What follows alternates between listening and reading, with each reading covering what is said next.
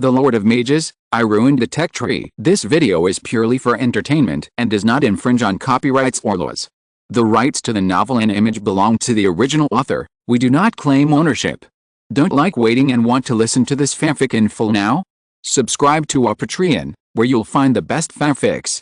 Chapter 51, about a little story of being chased by a tall bird after stealing bird eggs. The tall-legged birds are the masters of the Southwest Highlands. Juan had heard this from the Laprix before he set out. However, at least before he came here, this was just an extremely vague concept. But when he finally saw the ugly monster with his own eyes, he seemed to understand why the Laprix gave this evaluation. Although the long legs of the tall-legged birds, which are several meters high, look extremely slender, they seem to be able to burst out incomprehensible power. When dozens of tall-legged birds ran together, even Juan, who had been hiding behind the rocks, could clearly feel the ground shaking. The gravel they raised on the ground, this feeling was like an elite cavalry galloping past not far away, which was daunting. There are quite a few. Andrew, who had been acting as a transparent man, finally spoke. As the first Lapric to visit the Thorn territory, he was somewhat timid about going on a mission with Juan. After all, when the Laprix had not yet surrendered, Andrew was caught off guard and fell into the trap, revealing the location of the Laprix camp, leaving the mountain people completely exposed to the side of the Thorn territory.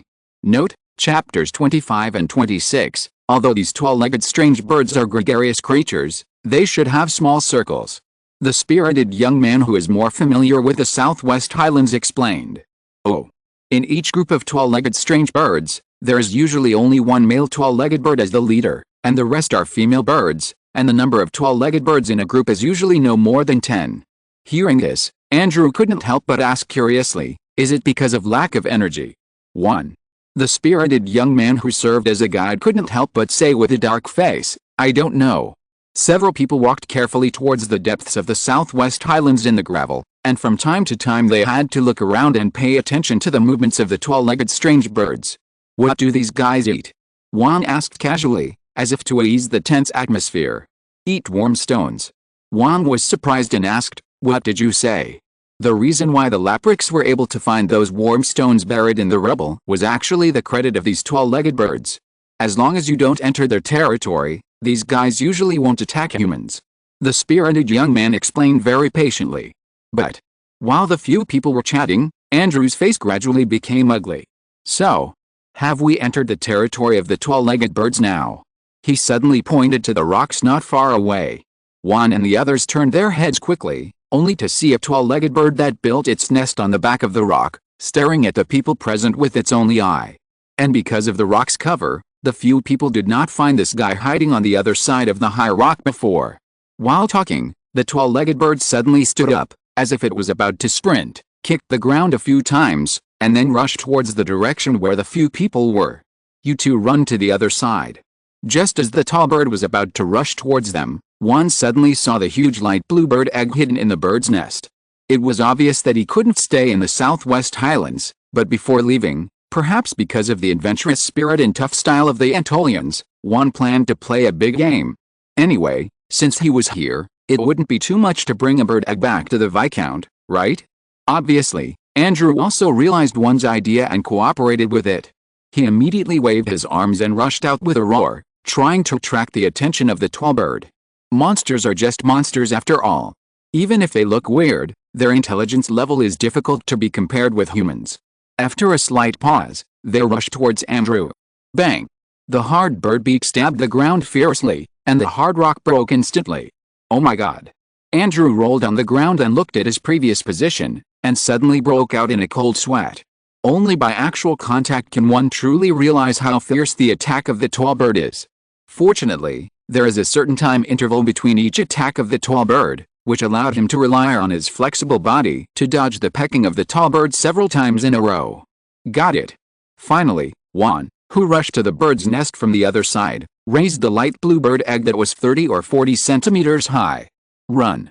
Hurry up and run. The action of stealing the bird eggs consumed a lot of time for the team, and it had already alarmed other tall birds in the group. They almost ran towards the direction of several people at the first time. Although there were only a few of them, they ran with the momentum of 1,000 horses in the eyes of several people. In the worldview of the tall bird, There are two most intolerable behaviors. One is to break into the territory of the tribe, and the other is to snatch the unhatched bird eggs. And it is obvious that the behavior of the three people is to dance in the minefield, which naturally angered these top predators living in the Southwest Highlands. No one dared to underestimate the speed of the tall-legged monster birds when they were running. In addition, one was holding a huge bird egg in his arms. Several people were almost killed by these terrifying monsters several times in a row. Fortunately, they were guys who wandered in the mountains and forests all year round. Although it was very dangerous, they still relied on their agility to move towards the periphery of the Southwest Highlands. Feeling the sudden gust of wind behind him, one suddenly turned sideways and narrowly avoided the sudden attack of the tall-legged monster birds. He couldn't help but panting and shouting loudly, "Don't you say that these guys usually stay in their own territory? Why do I feel that the number is increasing? You know, since they got the bird eggs, the number of monster birds behind them has increased from 1 to nearly 20. This means that not only the previous group, but also most of the tall-legged monster birds in other groups have come together." Fortunately, although the tall bird was as imposing as the cavalry, it was obviously inferior in running speed, which gave several people a chance to escape. Hearing this, the spirited young man didn't even bother to look back, but just ran while shouting, "Because you have bird eggs in your arms." This is a very special situation. As long as you don't enter the dense forest, the tall bird will chase you relentlessly. One was originally a civilian in Anatolia. It was the gift of the Viscount that gave him the opportunity to serve the Ximena family. Seeing the dense forest not far away, he was already in sight. At this time, he had only one belief in his heart, that is, to bring the bird eggs in his arms back to his lord. The rush of adrenaline made him almost unaware of the soreness and numbness of his legs. He gritted his teeth and seemed to burst out with great strength in his body. He plunged into the dense forest with a dive, leaving only the tall bird wandering outside the forest and roaring angrily. The wine part has been criticized and changed to strong liquor. Please read it. Chapter 52. Hillman is on his way on horseback. As the cold winter gradually passed, the plateau hounds died or escaped. The road from Anatolia to the city of Palma was finally unblocked again. Under Leon's gaze, the convoy loaded with moonlight velvet that had accumulated for almost a whole winter, escorted by Anatolia mercenaries, moved north along the winding road. This was a new long-term job created by Leon for the mercenaries of Anatolia. The imposing mercenaries could not only ensure the safety of the moonlight velvet, but also advertise themselves, which was obviously a win-win situation. While the convoy was leaving the city, the messenger from Anatolia also rushed north along the road. In the messenger's hand was a letter to the dwarf Hillman. The settlements of dwarves were scattered in various corners of the continent, and the Balan Valley, located at the junction of the Kingdom of Andal and the Principality of Norton, was one of the largest. The dwarves had their own clan culture and their own cities. They refused to submit to any human country on the continent, but they did not dislike being employed by humans. Excellent dwarves were guests of honor in the eyes of every noble, while those dwarves with less skill mostly lived in dwarf cities, living a hard life with wild beasts in the mountains and forests. In the dwarves' outlook on life, building the most magnificent buildings in the world and creating the sharpest weapons in the world were their lifelong pursuits. Therefore, whether it was the Andal Kingdom, the Principality of Norton or other nobles, they were proud to own a weapon made by the best dwarf craftsmen, and even regarded it as a manifestation of their identity and status. And Hillman was such an excellent craftsman. However, not everyone thought so. The dwarves' favorite things to do were, first, alcoholism and second, bragging. In most cases, people could identify the high level of a dwarf's ability by the outrageous degree of bragging by the dwarves in the tavern. For example, if a dwarf said that he could make any weapon in the world, it usually only meant that he could make weapons. If a dwarf says that the weapon he made can allow adventurers to kill dragons and chop rocks, it usually means that his ability is above average. If a dwarf claims that the weapon he made can flatten the enemy with one sword and cut through the sky with two swords, then congratulations, you have met an excellent dwarf craftsman. However, Hillman is an outlier among the dwarves. In short, he is a taciturn dwarf. Hillman does not have the chatterbox attribute that dwarves usually have. He hates bragging and is very modest. Others say that they can do everything, but Hillman only says that he knows a little bit. Others say that their weapons can kill dragons, but Hillman says that the weapons he made are just a little sharper. Therefore, under the influence of the stereotype of dwarves, Hillman naturally became a fish that had never been recruited by the nobles. Until he received a letter from his younger brother. The letter was not too long and was a little concise. In Antolia, there are few people but many lives to be made. Come quickly. So, Hillman set off without hesitation. There was no reason, no cause. Although Hillman was a little unfamiliar with the name Antolia, it was the nature of the dwarves to stick together. When you find a dwarf in the territory, a nest of dwarves will soon grow up. Since my brother called, then I'll go. So, when Juan and others broke into the Lord's castle with bird eggs, Hillman was on his way on horseback. What a big egg! Even Aaron, who was usually serious, couldn't help but widen his eyes when he saw the giant egg. However, even though Leon was amazed by the huge light blue bird egg, he immediately sent the humanistic care from the Ximena family to the ragged soldiers in front of him. Because the three people looked too miserable. Not only were their clothes torn into pieces, their faces and arms were covered with blood and scratches, and their hair was even mixed with a lot of dirt and weeds. But even so, they still brought the bird eggs back intact. Thank you for your hard work. Leon's palm stroked the soldiers' shoulders, and the waiters in the castle brought the greasy barbecue. As the Viscount of Antolia, Leon knew the dangers of the Southwest Highlands very well, and the soldiers who returned safely deserved such a reward. What's more, in any era, scouts are the elite among the elite. And both Juan and Andrew are indeed excellent recruits of the younger generation of Antolia, and they even brought back such a big egg for themselves. Is this the egg of the tall bird? Leon put the light blue bird egg on the table and looked at it carefully. Juan nodded and said shyly, "We stole it from the nest of the tall bird." The situation was really dangerous at that time. The beak of the monster almost brushed past us. Well done. Leon did not hesitate to praise him. From tomorrow, you two will serve as guards beside me. The two had previously served in the 1st Militia Regiment of Antolia and the Laprit Corps respectively. Although there seemed to be no significant changes in their ranks, this was by the side of the Viscount. Hurry up and thank the Viscount. Aaron reminded with a smile. Obviously, the Viscount wanted to promote these two young people, so he brought them to his side to experience. You know, both the 1st Militia Regiment of Antolia and the Laprit Corps are currently only temporarily managed by Todd, and there is no Legion commander. After staying with the Viscount for a year or so, the two people in front of them may be the two future Legion commanders. I am willing to serve the Viscount. The two said in unison. After viewing the round dome, the topic naturally returned to the Southwest Highlands. Leon had seen the first halberd made by Sherman yesterday. It was long enough and sharp enough. Both Leon and Todd were quite satisfied and had asked the craftsman to build it for several days under the leadership of Sherman. Sherman even issued a military order for this purpose, guaranteeing that this weapon would be equipped in the Antolian militia within a month, so as to provide sufficient arm support for Leon's goal of advancing to the Southwest Highlands. If it cannot be completed, then put Sherman in the fireplace and reflect on it. What is urgently needed now is the information brought back by several people from the Southwest Highlands. Because only by finding out the number of tall-legged strange birds can we specify the plan to actually control the Southwest Highlands. As Juan, Andrew and others told what they saw and heard along the way, a specific offensive strategy began to slowly take shape in Todd's mind. I think it is necessary to draw a map. The Soul Painter is about to go online, and I will try to complete it in the next 2 days. Chapter 53 Night Raid. The Leprechauns have surrendered. These cowardly and timid guys betrayed the ancestors who lived on this land. They bowed to the nobles of the Andal Kingdom without even fighting a decent battle. They are a group of stupid cowards. I have said long ago that they do not deserve the loyalty of the Sami tribe. The tall pine trees blocked the midday sun, leaving shadows and scattered spots of light in the mountains and forests. This is a camp built in the northeast of the Black Pine Forest. At this moment, Ramon, the leader of the Sami tribe, was making low and angry roars. In the distant past, probably many, many years ago, they were also members of the Leprechauns.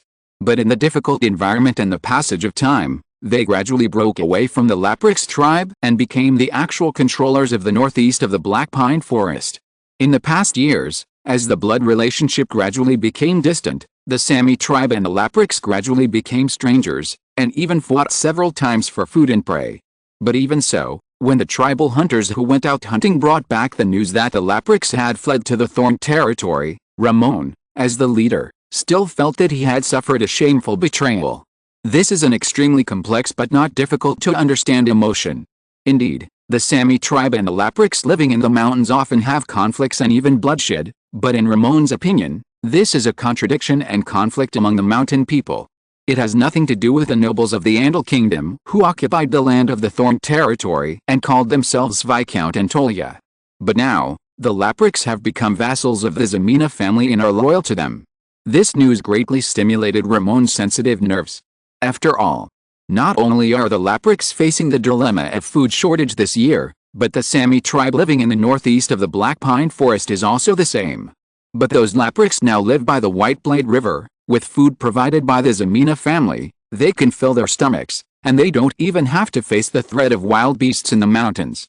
Socrates once said that he was not afraid of his brother's hard life, but was afraid of his brother driving a Land Rover. At this moment, Ramon had such an emotion in his heart. Perhaps mixed with a little envy, but more of jealousy and anger. Why? Why can the Laprix now get rid of the dangers in the mountains and forests, while the Sami tribe has to linger on the edge of life and death all day? Exclamation mark. We must take the initiative. When Ramon finally vented his anger, he looked at the tribal leaders standing beside him and said in a deep voice. The hunters of the tribe who went out hunting brought back accurate news. The city located on the banks of the White Blade River now has mountains of food, and their caravans have boxes of gold, silver and jewelry. The Sami tribe should not be so embarrassed. Kill all their men. I want everyone to know that the Sami tribe is the real owner of this land and the most powerful tribe in Antolia. Ramon viciously stabbed the dagger in his hand into the wooden table, and his voice seemed to be mixed with boundless anger. The mountain people around looked at each other. They didn't know whether the leader's decision was out of anger towards the Laprix or out of his ambition to become the master of Antolia. But no matter which possibility it was, the mountain people were never afraid of killing and death. The only question was whether they could win. Chief. Finally, after a moment of silence in the camp, an old hunter who is quite respected in the Sami tribe spoke up. How many defenders are there in the city belonging to the nobles of the Andal kingdom? Can the Sami tribe take down that city? We don't know anything about this. The Sami tribe never wins by numbers. What's more, if we don't rob the nobles of their food, do you think the Sami tribe can survive until spring?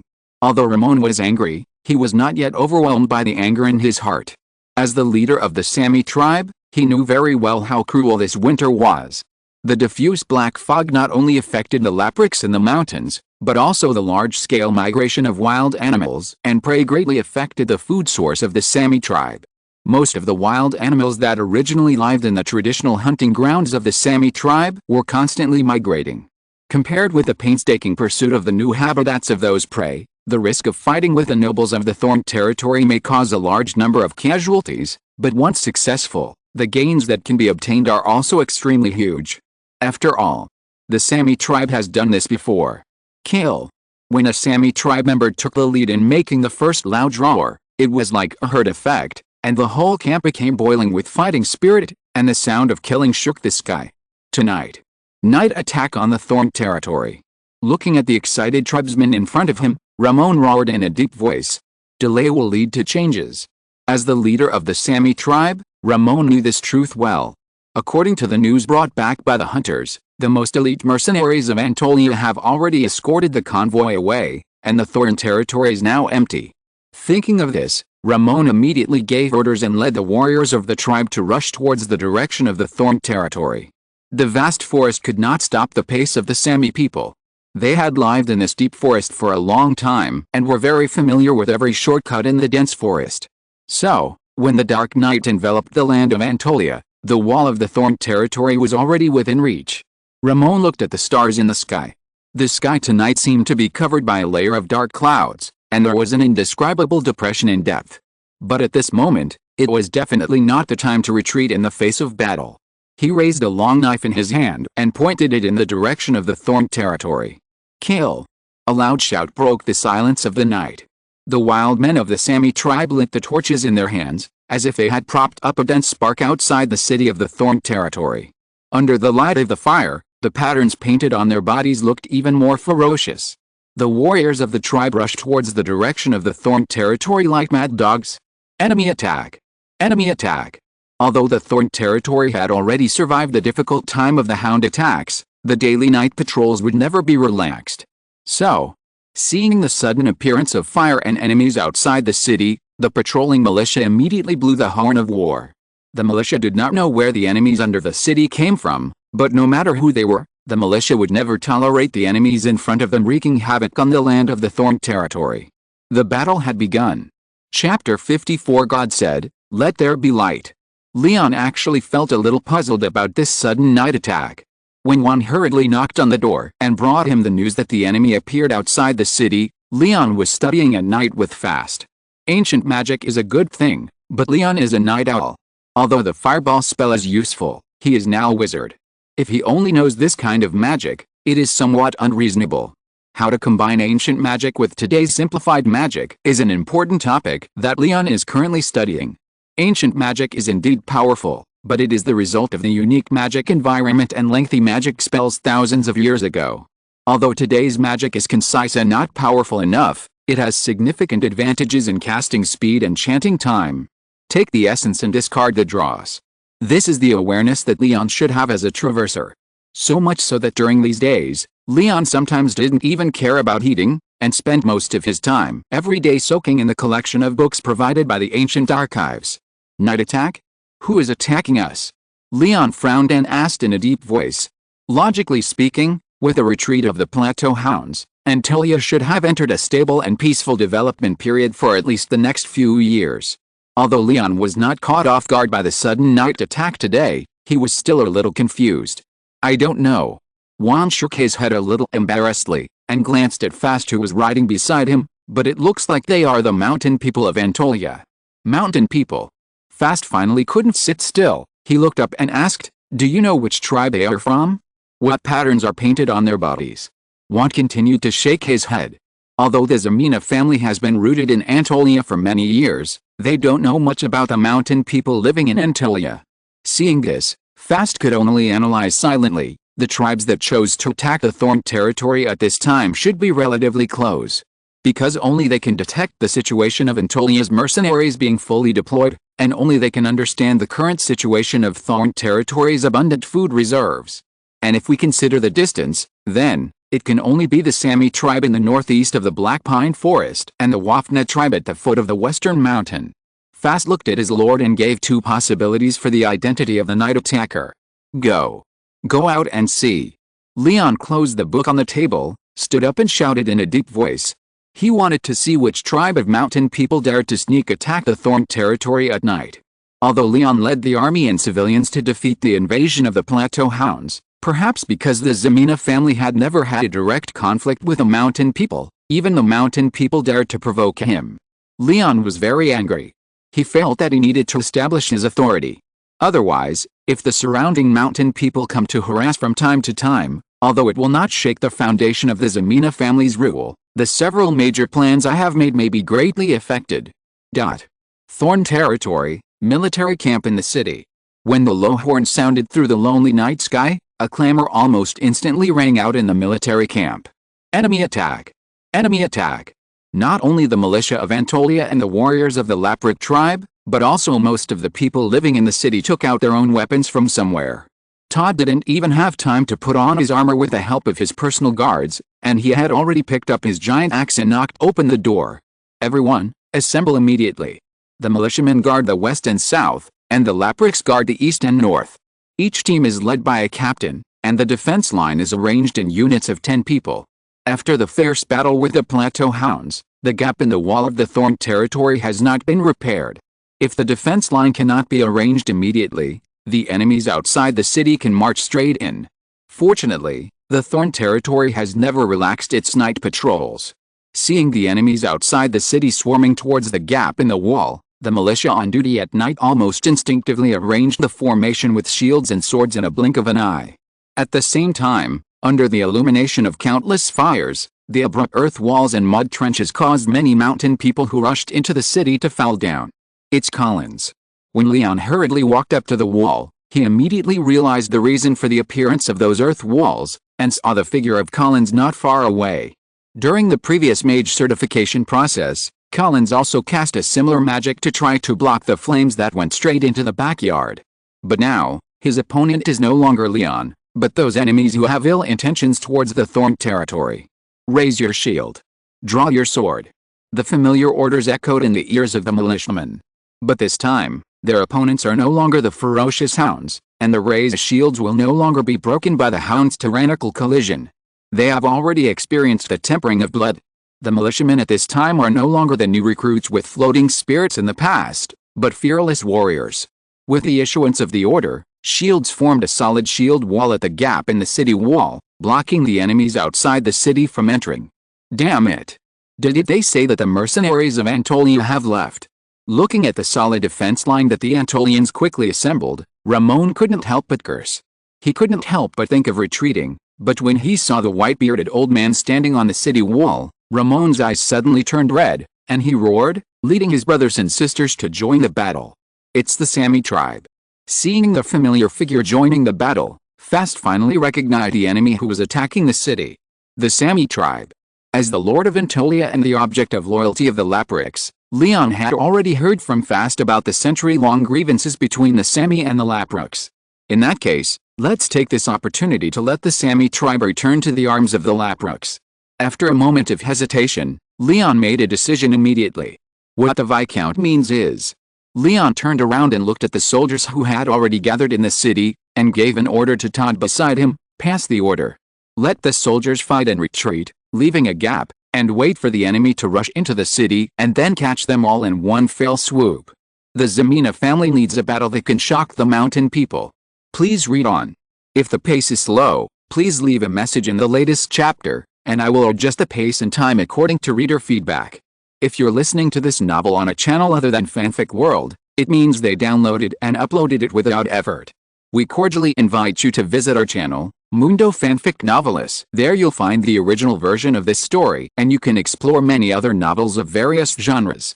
We're waiting for you to immerse yourself in a world of incredible novels. Chapter 55. God said, "Let there be light. Let the enemy enter the city."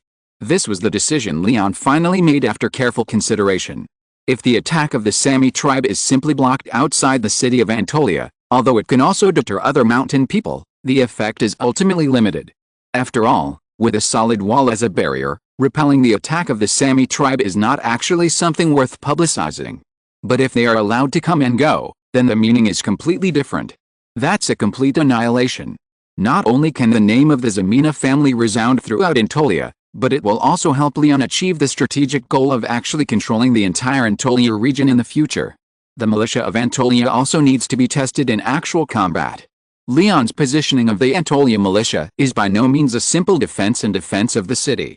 Fighting a real battle with the attackers of the Sami tribe is also a warm-up for the march to the Southwest Highlands next month.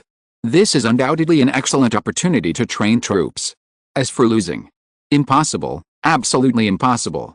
Not to mention that the previous fierce battle was more intense and dangerous. The three mages standing on the city wall, including Leon, would never let the Sami tribe take advantage of it. Leon was not even worried that the houses in the city would be damaged, because the houses near the gap in the city wall were one of the targets of the next round of demolition in the Thorn territory. Even if the angry mountain people used the houses in the city as their outlet, it was just to provide free demolition workers for the Thorn territory. What's more, if he could take this opportunity to kill the leader of the Sami people, he would have a large number of laborers and soldiers under his command again. So, when Todd heard Leon's order, he was stunned at first, and then he couldn't help licking the corners of his dry mouth. The decision of his own lord was very much to his taste. As for whether the Sami tribe would get into the pocket prepared by Leon for them as Leon thought, the answer was naturally yes. The night attack of the Sami tribe was a gamble. In Ramon's view, they couldn't lose. If they lose, the Sami tribe, which has suffered heavy casualties, will inevitably become the fat meat in the eyes of other mountain people, and the hunting ground that originally belonged to the tribe will also be occupied by other tribes. So, kill. Charge in. When the defense line that seemed extremely solid originally had a gap in the fight between the tribal warriors, Ramon gave the order without hesitation. If time could go back, Ramon might choose not to bite the hard bone of the Thorn territory. But at this moment, he had no choice. The Sami tribe only had this one chance. When Ramon's voice fell, countless warriors rushed towards the militia. Even if they suffered heavy casualties, they never retreated. Anatolia Monster House. Looking at the enemies rushing towards the city, León couldn't help but sigh. Whether it was the people under his command or the mountain people living in the mountains, sturdy and fearless were almost all of them. Including Ramon, the leader of the Sami tribe, they were all valuable talents in León's eyes. However, Ramon must die. This is not only to establish his own authority, but also to reintegrate the Sami tribe into the Laprux. Thinking of this, when he looked at the warriors of the Sami tribe who were pouring into the city again, there was only endless indifference in León's eyes. Before the Sami's attack ended, before these brave mountain people became captives of the Ximena family, León would never hold back.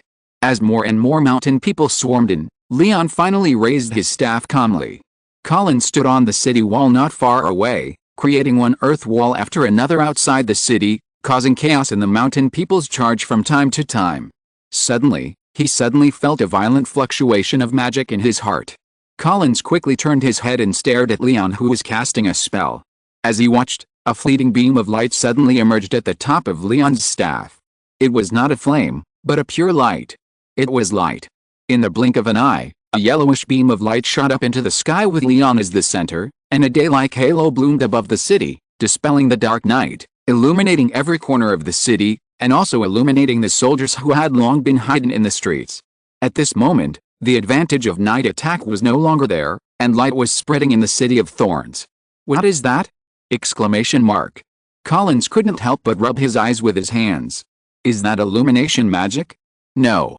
How can illumination magic emit such a bright and lasting light?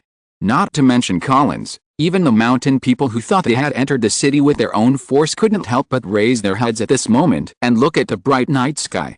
"Draw your sword. Forward." Todd seized this opportunity keenly and shouted loudly. Within a few breaths of receiving the order, the Laprix, who had already arranged their battle formations in the city and the surrounding militia of the Thorn territory, with the help of the people and hunters, surrounded the mountain people trapped in the city and set up this long-prepared pocket. Kill. Raise the shield and swing the knife. The collision of the swords made a crisp sound, and the blood splashed on the soldiers' clothes. Under Todd's command, the militia, who had long been accustomed to accepting orders and fighting together, seemed to form a unified whole. Sometimes they slashed the enemy's shoulder blades with their sharp blades, and sometimes used their shields to resist the mountain people's counterattack. Their strengths may be different, and their experience may not be rich, but with the help of their comrades, the militia of Anatolia moved forward step by step, constantly compressing the encirclement of the enemy. On the city wall, looking at the night sky illuminated by himself, León couldn't help but exclaimed, "Awesome!" If León relied on his own strength alone, even if the lighting technique he used had a shadow of ancient magic, he would find it difficult to illuminate the entire city. But Fast kept waving his staff, putting layer after layer of buffs on León. Apart from other things, there were at least dozens of halos piled up under León's feet, almost spreading to the root of his thighs, and the whole thing was like a super large light bulb. This was the first time León cooperated with Fast, and it was obvious that the effect was very good. Even the soldiers fighting in the city seemed to be affected by this, and their morale became higher and higher. So much so that the originally aggressive mountain people also wanted to retreat under the increasingly fierce offensive, and became more and more flustered and hesitant. It seemed that at this moment, they finally realized how wrong it was to attack the Thorn territory. Chapter 56 León, Am I an Ancient Man? Under the tight siege of the Anatolians, the defeat of the Sami tribe was certain. Not to mention the huge light curtain that was as bright as daylight over the entire city, the militiamen who were ready to fight alone made the tribal warriors who rushed into the city feel helpless. When the first Sami warrior trembled and put down his weapon under the angry eyes of the Anatolians, the Sami people who rushed into the city completely lost their fighting spirit. The defeat was like a landslide. In the war of this era, morale is particularly important. Seeing the familiar companions beside him fall one after another, how could the Night Raiders who were originally aggressive still have any fighting spirit left? Kneel on the ground, surrender and you won't be killed. As Todd gave the order, the defeated mountain people knelt very smoothly. Even Ramon, the leader, wanted to struggle again, but he was hit by an arrow and then pressed down by several Anatolian men. He could only curse in vain, and then the soldier stuffed his mouth with shoes and socks. Under the guard of the militia, the leader of the Sami tribe soon knelt down in front of León. Why did you attack the Thorn territory at night? Why did you make enemies with the Ximena family? León looked at the strong man who was forced to kneel down at his feet by the soldiers with curiosity, and asked skillfully. However, the strong man crawling at his feet only uttered intermittent sobs. Smelling the gradually spreading stench, Leon couldn't help but wave his hand to wipe the stagnant air around his nose, and ordered a little irritably, "Then take out the stuff in his mouth." Ugh! When the soldiers finally took out the rag stuffed in Ramon's mouth, the Sami leader was about to speak back, but he felt a churning in his stomach, and he opened his mouth and vomited, as if he wanted to vomit out the bile in his stomach. Stinky. It stinks so bad. People in this era don't take baths very often, and the soldiers' daily training is very intense, so the smell of shoes and socks is naturally very bad. Not to mention Ramon, even Leon felt a little nauseous for a while. Kill him if you want to, but vomit. Ramon, who was cursing, was about to speak when he vomited violently again. Take him to the dungeon and lock him up, let him live one more night, and chop him in front of the people of the Sami tribe tomorrow. Leon was too lazy to talk nonsense with Ramon, and immediately waved his hand and asked the soldiers to take him away. If this was a fair and open duel, then Ramon would not have to die. But the leader of the Sami tribe in front of him led the warriors of the tribe to sneak attack Leon, a young and kind lord. In this way, the nature of the matter changed. In addition, Leon happened to have the need to establish prestige to intimidate the mountain people, so Ramon could only become the soul killed by the Antilleans. How do you want to deal with these captured Sami people, Lord Viscount?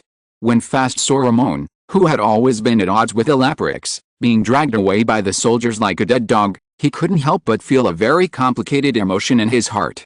Indeed, there were often conflicts between the Sami and the Laprix. But the slightly complicated relationship between the two made Fast a little confused for a while. The name of the Sami tribe was given to themselves. In the eyes of the Ximena family, they are all rebels of the Laprix. Leon looked at Fast and said seriously, "What the Viscount means is, since the Sami tribe once had the same roots as the Laprix, but rebelled for various reasons, it is time to clear up the past conflicts and let these captives become part of the Laprix again." Leon stared at Fast's eyes and said in a deep voice, "These captives have all been bewitched by Ramon. I will order these captives to be under your control. They will be as loyal to the Ximena family as the Laprix are today, right?" "Yes. Yes," Fast replied quickly. Then, the old priest swept his eyes over the captives squatting on the ground with their heads in their arms not far away, and nodded vigorously. There are two main reasons why Leon made such a decision.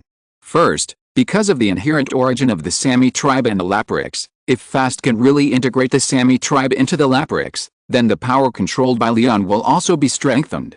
Second, even if the Sami tribe members were dissatisfied, they could turn it into an internal conflict among the Laprix.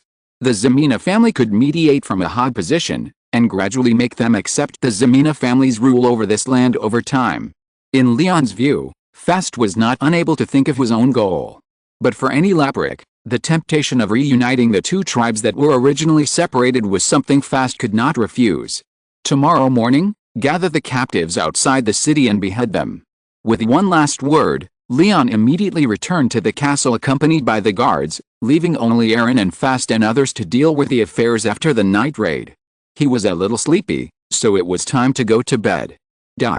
When the first ray of sunlight in the morning shone on the land of Anatolia, Leon was still a little sleepy. Although the light curtain covering the city at night looked very awesome, even with Fast constantly adding buffs to him, Leon still consumed a lot of energy. So he decided to continue sleeping. Leon had no interest in watching people being hacked to pieces. This kind of thing could be left to Fast to arrange. Leon didn't say he was going. At this moment, outside the city of Thorn territory, the captives had already been sitting around under the guard of the militia, and the axemen selected from the Laprix were sharpening their knives on the execution platform. Although it was almost noon, the captives sitting around seemed to still be able to feel a chill in the breeze that blew from time to time. Ramon was no longer as rebellious as before.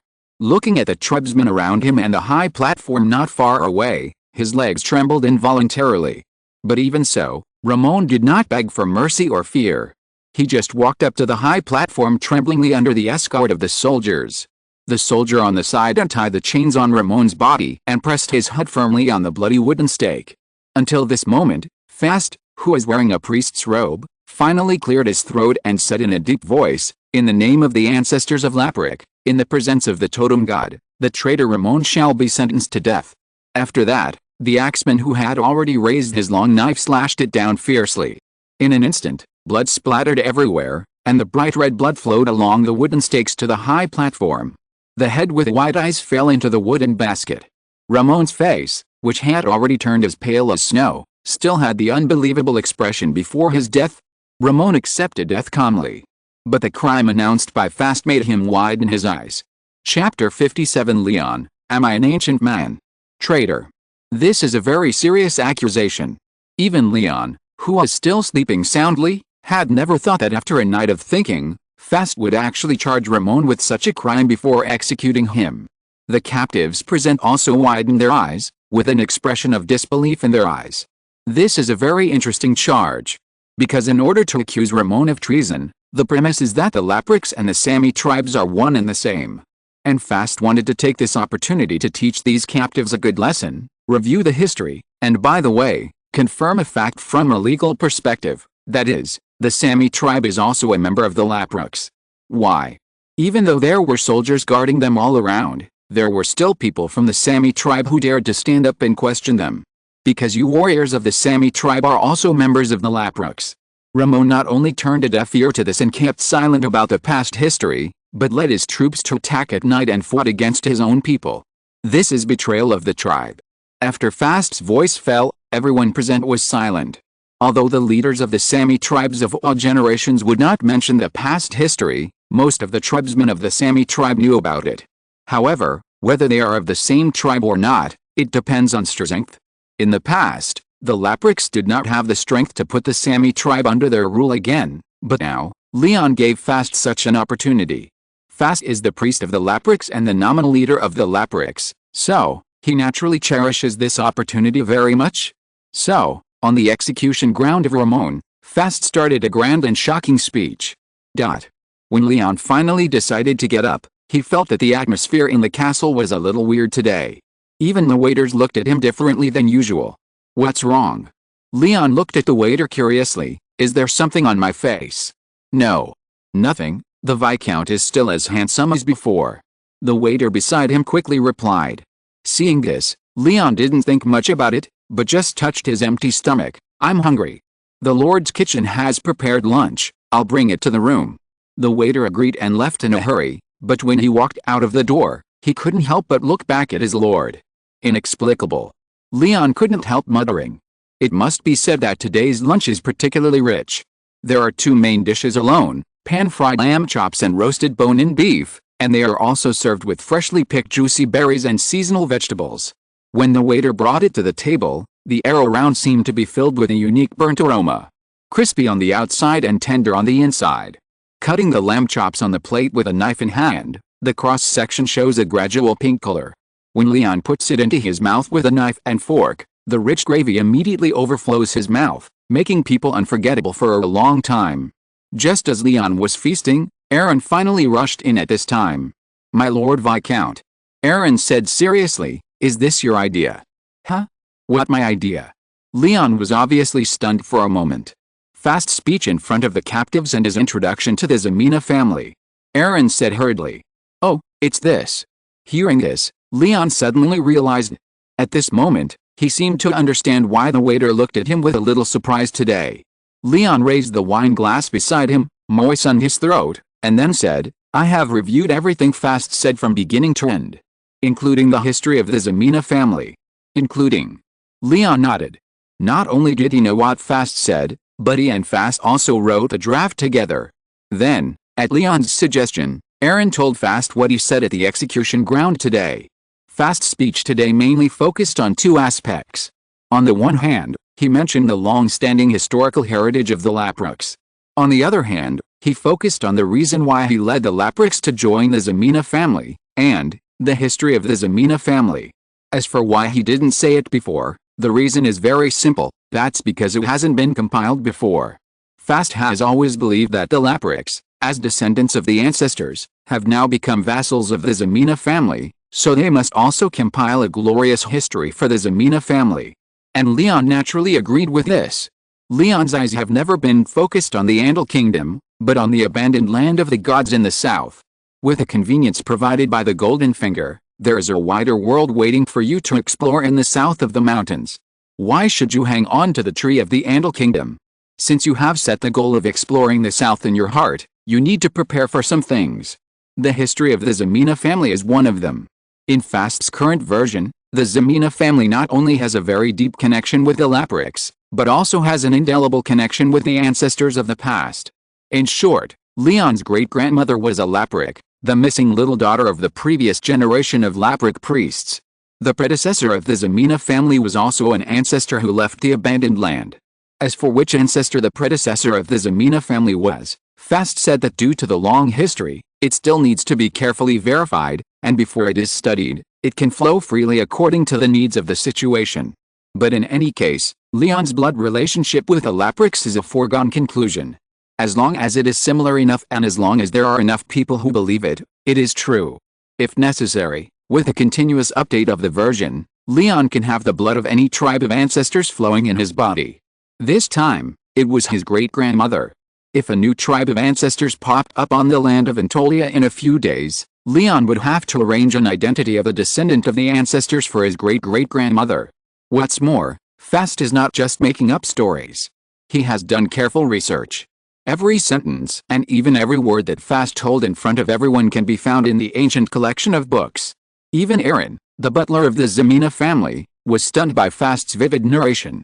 After all, in this era, there are not many nobles who can do such things. How many nobles will be as filial as Leon and find a noble and suitable origin for those names that have become increasingly vague in the family tree? The reason why Leon did this was definitely not because he was bored. Rather, it was because this would allow him to smoothly obtain a claim to that piece of land and achieve unprecedented unity within the territory. Even if it was just a weak claim, it was still a claim. There was no doubt that this was particularly important for Leon's legal right to develop the piece of land, as well as the future of Anatolia. Chapter 58 Grim Slime. Sherman felt very anxious. Or rather, since his brother came to Anatolia, Sherman has been feeling bad. Not yet. Add more, add more. Do you know the ratio of raw materials? Damn it. The temperature is not high enough, the weapon you forged is simply embarrassing the dwarves. As a dwarf craftsman proficient in weapon forging, his brother Hillman obviously has higher requirements for weapon forging.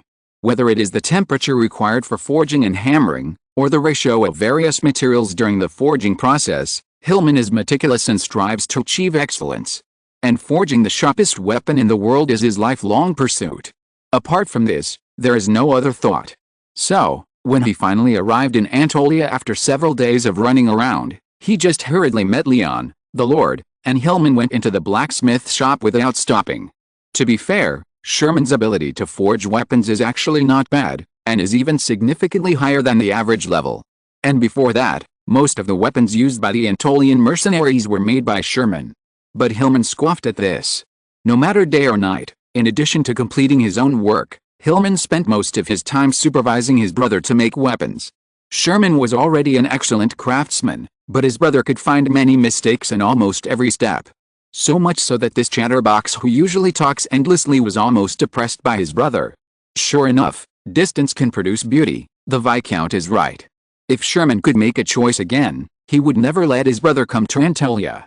So, when a soldier hurried over and issued an order from the Lord, Sherman couldn't help but be ecstatic. He couldn't stay in this blacksmith shop for a day. Master Sherman, the Viscount wants to see you and plans to assign you a new task.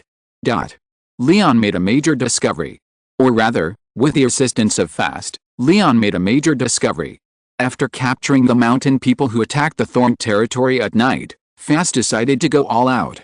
After getting Leon's approval, he led the Lapric Legion to the depths of the Black Pine Forest, intending to wipe out the remnants of the Sami tribe entrenched in the northeast of the Black Pine Forest in one fell swoop, and reunite the Lapric people who had been separated for many years under the banner of the Ximena family.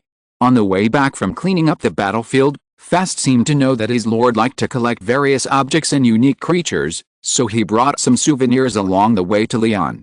For example, Gloom. This is a unique creature that lives in the depths of the Black Pine Forest. They have a furry round body and a pair of transparent wings on their backs. However, compared to their fat bodies, the wings on their backs are slightly miniature, which made Leon once doubt how this thing could fly. In addition, They have 6 eyes on their equally round heads, so León is actually more accustomed to calling this creature a 6-eyed flying fish. Of course, although this ugly and strange creature is ugly in its characteristics and style, it is actually completely different from the previous plateau hounds and tall birds. They are not aggressive at all, and sometimes even give people a feeling of ugly cuteness. Since it is a gift from Fasta himself, and it is still alive, León naturally can't bear to cut it into pieces directly. When León carefully pulled a handful of fluffy hair from Gloom's body and stuffed it into the instrument according to the scientific ratio of 1 tuft of hair for 1 shadow monster, León got an unexpected huge surprise. In order to verify his conjecture based on the description on the papyrus, León specially instructed the waiters around him to prepare various raw materials while studying ancient magic. So, after many failed attempts, León finally came to a conclusion that shocked him. After thoroughly mixing Gloom's slime with clay and stone powder, a product similar to cement can be formed, an adhesive that cannot be ignored. You know, the effect of Gloom's slime does not come directly from the heritage of the ancestors provided by scientific instruments like moonlight velvet. It was León's own attempt based on the description on the papyrus. León, Greek letter phi, there is no doubt that this is another great discovery of Anatolia after moonlight velvet, and the impact it can produce is even enough to change the future of Anatolia as a whole. This is a product similar to cement. Whether it is building roads and bridges or building city walls, cement will completely change the future engineering construction of Anatolia, and will even make León's previously planned new city plan achieve a leap forward. Before this, although León had tried to make cement, the temperature required to burn cement was extremely high. Even if he knew the raw material ratio clearly, he had no idea where to start. Even though he was a mage with a fireball spell, he didn't have any hope of burning cement in a short time. But now, without high temperature heating, Gloom slime is enough to provide Anatolia with a steady supply of cement. So, when León looked at the guy buzzing in the air again, his eyes suddenly changed. This thing is simply a walking, no, flying slime factory. How many Glooms are there in the Black Pine Forest? Before summoning Sherman, León first called the priest who presented this heavy gift to him. In groups, these strange-looking creatures feed on wildflowers, and their number is difficult to estimate. However, because their meat has an indelible stench, the Laprics have known about this creature for a long time, but have never hunted it. He thought León wanted to use it as a new food source for Anatolia, and hurriedly reminded him seriously. Eat. León smiled.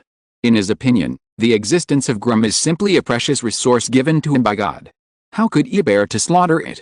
These guys can be raised, right? Although León already had an idea, he confirmed it again. And Fast quickly gave a positive answer: where there are flowers, they will stay there. Anatolia needs Gloom, and the more the better. León said in a deep voice. Who can refuse these chubby slime factories? As long as there is enough slime, let alone the expansion of the new city, he can even build roads that extend in all directions on the land of Anatolia and build a solid bridge on the White Blade River. Wait. Bridge? León seemed to have suddenly thought of something, and an immature idea gradually emerged in his mind. Please read on, Sob. Chapter 59, Bridge over the White Blade River. In a distant and mysterious ancient country in the east, there is a well-known saying that if you want to be rich, build roads first. But in Anatolia under the rule of the Ximena family, building roads is not actually the most important thing. The White Blade River, which flows downstream from the southwest, divides the entire Anatolia region into 2 parts, one in the south and one in the north. The Moon Mushroom Forest area with Thorn territory as the core in the north, and the Black Pine trees and undeveloped wasteland in the south. So compared to building roads, León hopes to build a bridge across the White Blade River first. Only in this way can it be particularly convenient to travel back and forth between the 2 sides of the river, and the development of the land on the south bank of the river and the construction of a new city in Anatolia can be put on the agenda faster. The boundary of traffic has long become an important factor restricting León from developing the south bank of the White Blade River. And this is exactly why he summoned Sherman to the castle. If it were the previous life, perhaps ordinary cement would be difficult to build a bridge. In the case of insufficient corrosion resistance and insufficient strength, it is obviously impractical to build a cement bridge. But what León held in his hand was not cement, but Gloom slime. According to León's observations over the past few days, adding different proportions of other ingredients to the slime will make the cement-like adhesive produce different effects. But León's research ends here. Professional matters should be left to professionals.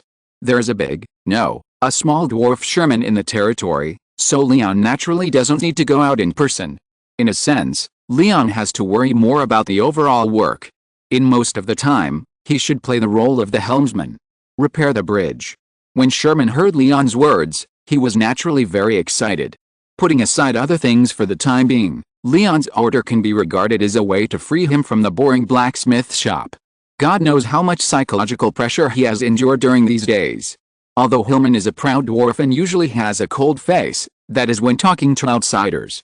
Sherman was criticized by his brother a lot this day, especially when forging weapons. I wonder if the Viscount wants to build a wooden bridge or a stone bridge. Neither. Leon's response was beyond Sherman's expectation. I want a solid, cement bridge. Although it can add more words to cement like adhesives all day long, it is really confusing. Leon simply took out his privilege as an inventor and named this thing made of Gloom slime cement. Sherman? Simple explanations cannot explain the great effect that Gloom slime can play in the field of construction engineering. Leon simply waved his hand, motioning Sherman to follow him, and then walked towards the garden on one side of the castle. At this moment, the garden on one side of the castle had already been torn apart by Leon. In a corner of the garden, Juan, a personal guard, was wearing shabby clothes and holding a wooden stick, stirring the cement pool next to him. This is the adhesive that the Viscount made with Gloom slime. It is said to work wonders when building a building. Although the cement is in liquid form during the continuous stirring process, if it is left for a long time, it will soon solidify and become extremely hard. Juan wiped his dirty cheeks, raised his head, and smiled at Sherman like a single dog. Hearing this, Sherman quickly squatted down and looked at the light gray adhesive that was being stirred into different shapes. After a moment, he couldn't help but reach out and gently wipe it on. Don't. Juan hurriedly said, but it was too late. He could only say, you need to rinse it with hot water later. Oh my God. Great God of forging, this is the gift of the God of forging. Sherman couldn't help muttering to himself. This is the discovery of the Viscount. Juan couldn't help correcting. Same, all the same.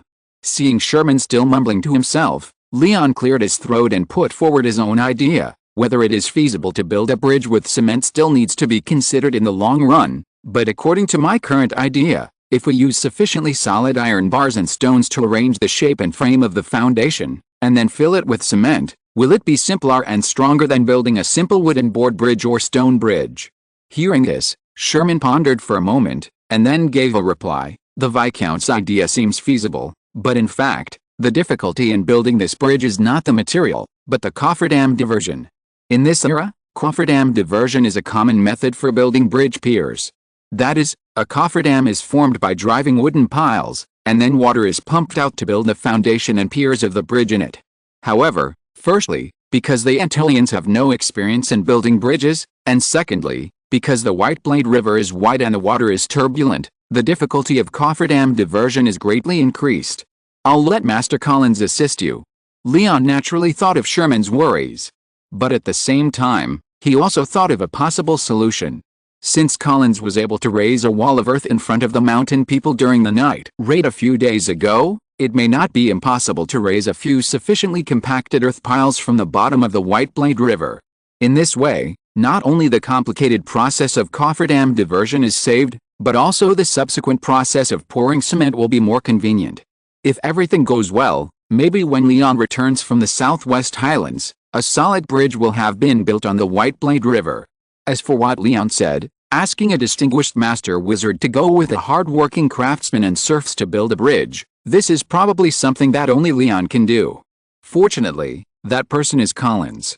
He has always hoped to get Leon's consent, so as to get in touch with the spells that Collins is extremely curious and eager for. Especially after that night, when Collins saw the light curtain covering the entire city, his curiosity about ancient magic had reached its peak. Otherwise, it would be difficult to persuade a wizard to go to the construction site. Collins, the wizard. Sherman thought for a moment, and then gave his answer very firmly. I am willing to serve you, my generous lord. With the help of the wizard, I guarantee that I can build a solid bridge as soon as possible. Please read it. Let me continue to recommend it for a few more days. Chapter 60, March to the Highlands. The first green after the rain finally appeared on the wasteland outside the city, and the blood of the hounds gradually changed color. The hard winter has passed, and the warm spring has quietly arrived. The prisoners captured in the night raid have smoothly accepted the rule of the Ximena family. Under the supervision of the Laprik warriors, they have become the most diligent laborers in the Thorn territory. However, Leon is not sure whether this is the effect of fast speech that day, or the effect of the Thorn territory providing them with enough food to fill their stomachs. But in any case, the result is always good.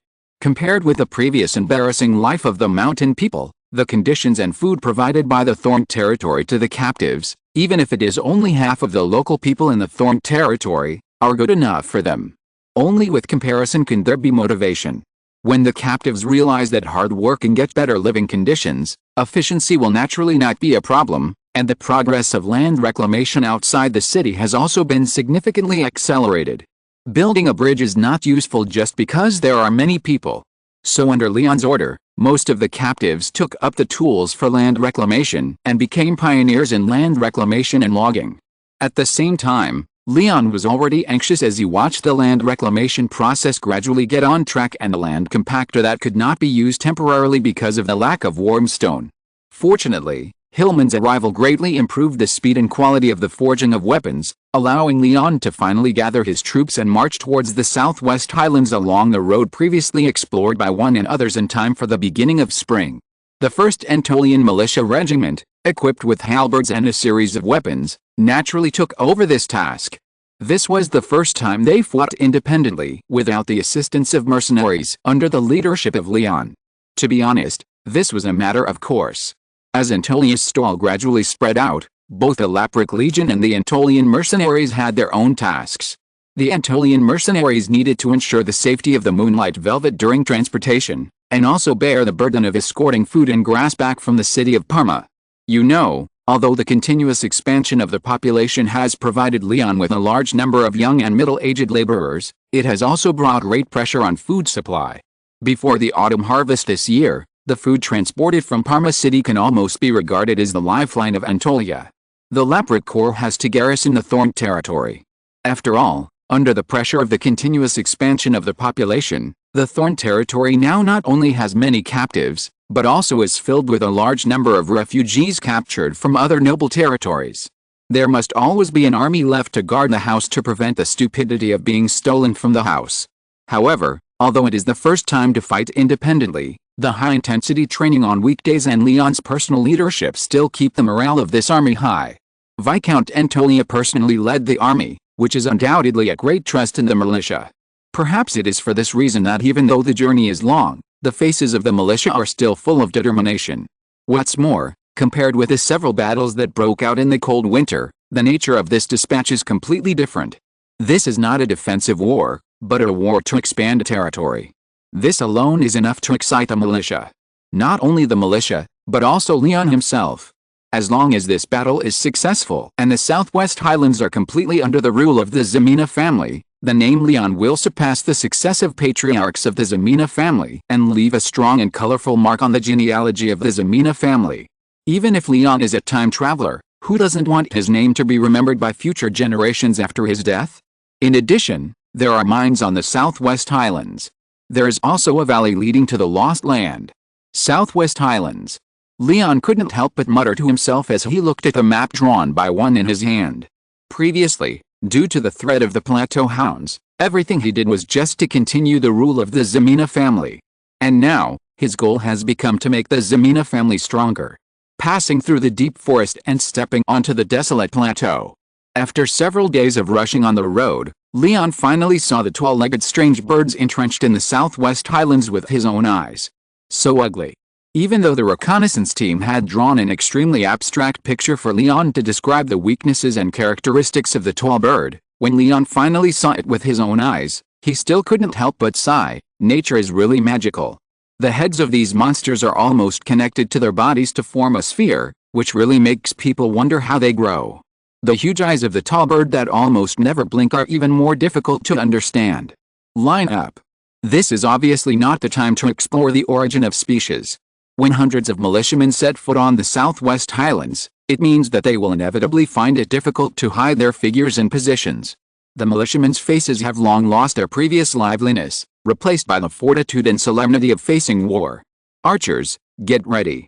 Seeing that the tall bird that was closer had already discovered the arrival of the soldiers, León immediately gave the order. For the tall bird, the militiamen who set foot on the highlands were undoubtedly reckless invaders. In everyone's sight, the tall birds in the distance began to kick the ground with their feet, and then rushed straight towards the Antolian militiamen in the vibration of the ground. Seeing this, León immediately gave the order to shoot arrows. This was a tactic that León, Todd and others had studied for a long time based on intelligence before attacking the southwest highlands. The rain of arrows shot out may not cause serious casualties to these monsters covered with tough bird feathers, but it can affect the route and speed of the tall bird's attack. The purpose of shooting arrows is not to kill, but to block the road. Even if they have the long halberds that the craftsmen have worked hard to build, if they face the full strength charge of the tall bird, the Antolian militia will inevitably suffer extremely heavy losses. But once there's the interference of arrows, aiming in advance at the path that the tall bird must take when it rushes forward, the instincts of these monsters to avoid danger will undoubtedly make them subconsciously evade. In this way, the original straight charge became a curved charge or even a broken charge under the arrows of the Antolians, not only reducing the speed, but also greatly reducing the impact. However, even though he saw that the previous plan had achieved results, León did not dare to relax his vigilance at all. You know, what made the Antolians feel most threatened was their pecking that was enough to pierce the skull. Eating melons like crazy. Chapter 61, Flying Stone Rope and Big Eyeball. In León's opinion, there are two ways to really deal with these tall-legged monster birds entrenched in the southwest highlands. One is to form a heavy cavalry to directly confront the tall-legged monster birds, relying on solid armor and powerful impact force to push them over. But the cost of heavy cavalry is an astronomical figure for Anatolia today, and Anatolia has neither iron ore nor enough money, and even not enough war horses. So this first plan is naturally only a plan and is not realistic. In this case, León naturally chose the second method. Close combat relies on Antolia's long spear, while long-range attacks rely on bows and arrows and flying stone ropes. Standing in the military formation, León watched the situation in front of him intently. The rain of arrows from the militia undoubtedly slowed down the speed of the tall-legged monster bird's attack, but it could not fundamentally stop the pace of the tall-legged monster bird's attack. Fortunately, León never hoped for the damage caused by arrows. Flying stone ropes are the real killer moves León prepared for these monsters. So, when those tall monsters finally stepped into the range of 30 to 40 meters of the army formation, as León's voice fell, the militiamen waved the chains in their hands and threw the simple flying stone ropes towards the tall bird not far away. This is an extremely ancient long-range shooting tool. But it perfectly meets the needs of this war. It is extremely simple to make and has extremely low cost. It is only composed of a tough rope and stone balls at both ends. When using it, you only need to grab one end of the rope or the middle of the rope with your hand, and then throw it to the target at the right time. Even if you fail to hit the target directly, the flying stone rope with two balls will entangle the enemy not far away under the action of centripetal force. On the battlefield in front of them, the tall bird with slender and extremely tall legs is simply an excellent target. The chain of the flying stone rope hit the legs of the tall bird head-on. In just a breath, the rapidly winding chain entangled the legs of a tall bird, intertwist under the action of centripetal force. Bang! The outcome of being entangled in the legs while running is predictable. The unfortunate tall bird fell violently on the hard rock, and the huge eyeballs rubbed against the solid ground, creating amazing sparks. Is the eyeball of this thing so hard? Looking at the situation not far away, León could not help but stare in amazement. But this was obviously not the time to be surprised, because not all tall birds would fall to the ground under the entanglement of the flying stone rope. Raise your guns. Hearing the Lord's order, the militiamen who had been ready for battle immediately stretched out long halberds and spears from the gaps between their shields. These weapons, made under Hillman's supervision, are not only extremely sharp, but also durable. The barbs on one side are specially designed for the long legs of the tall bird. As long as you find the right time, just a pull and a pull, the tall bird rushing towards you will fall to the ground fiercely. And once these guys fall to the ground, they will be greeted by the kind physical greetings of the Antolians. Kill. The moment the tall bird fell to the ground, the surrounding soldiers immediately rushed forward and fiercely stabbed the tall bird's big eyeballs with their long spears. However, With a swishing sound, the long spears in the hands of the soldiers slashed across the hard and slippery big eyeballs of the tall bird. Huh? So hard. Cut off its legs, chop its body. Amid the shouts of the militiamen, countless weapons chopped at the strange bird that was the first to rush into the militia array, and blood splattered in an instant. And its painful scream seemed to blow the horn for the Antolians to conquer this land.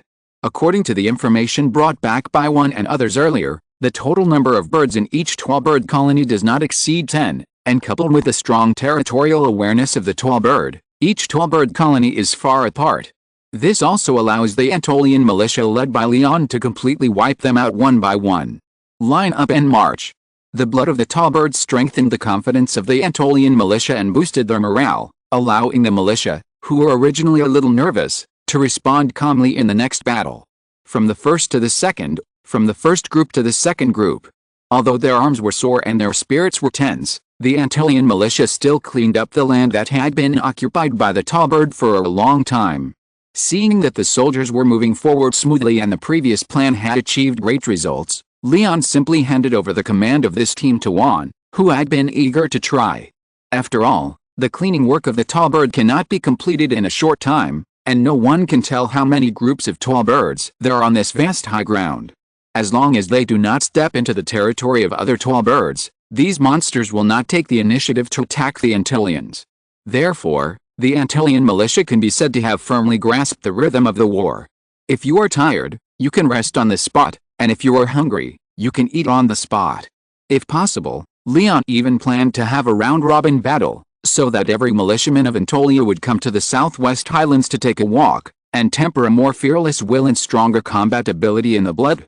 Anyway, the tall-legged strange bird is not a plateau hound. It has been staying in the southwest highlands for many years.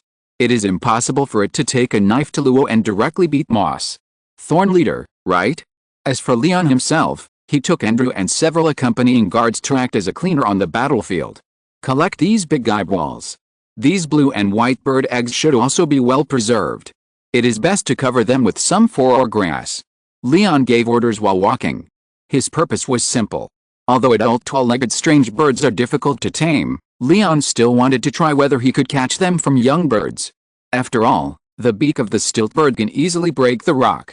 If it can be tamed, it will be of great benefit in the mining of ore in the future, and it can even save a lot of labor. When will the follow-up manpower arrive? In León's view, simply expanding the territory is meaningless. He led the army here, not just to kill a few stilt birds. Only by mining the mineral veins and digging warm stones as soon as possible can the value of this land be truly brought into play. So, the large army composed of refugees and homeless people still behind. 2 days later, Andrew glanced at the map and gave a positive answer. To be honest, the Slavic region is really abstract. Please read it. If you're listening to this novel on a channel other than Fanfic World, it means they downloaded and uploaded it without effort.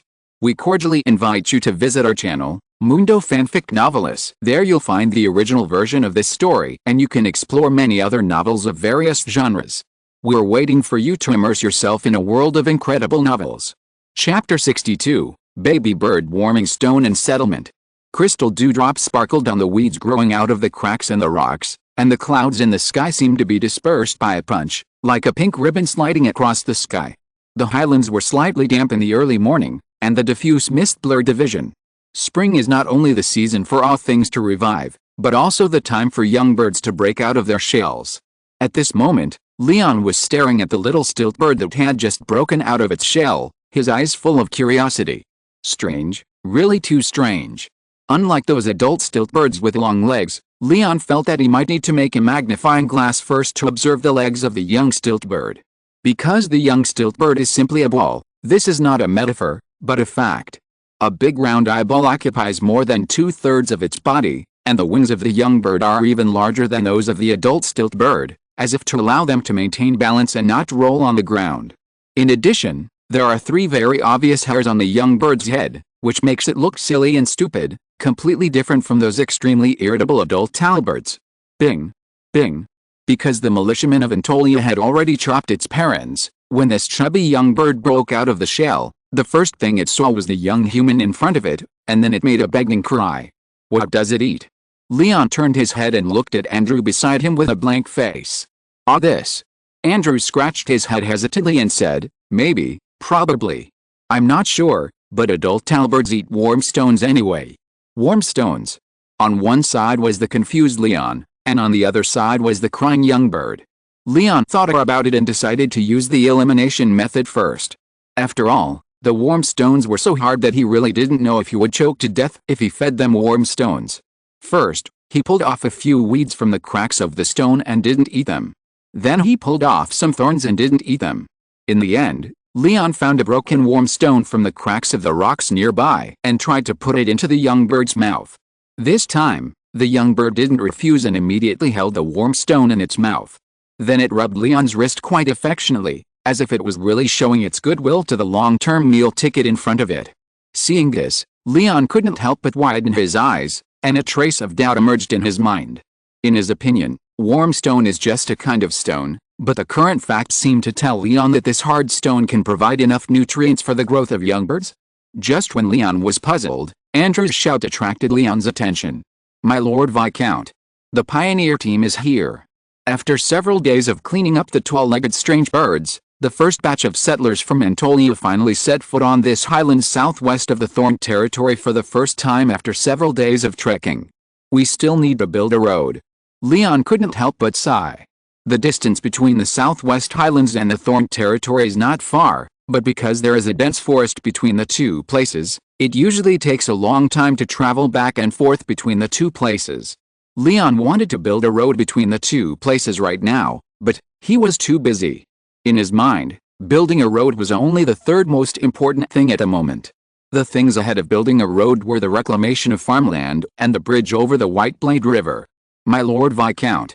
The moment they saw Leon, the settlers who came from afar fell to the ground.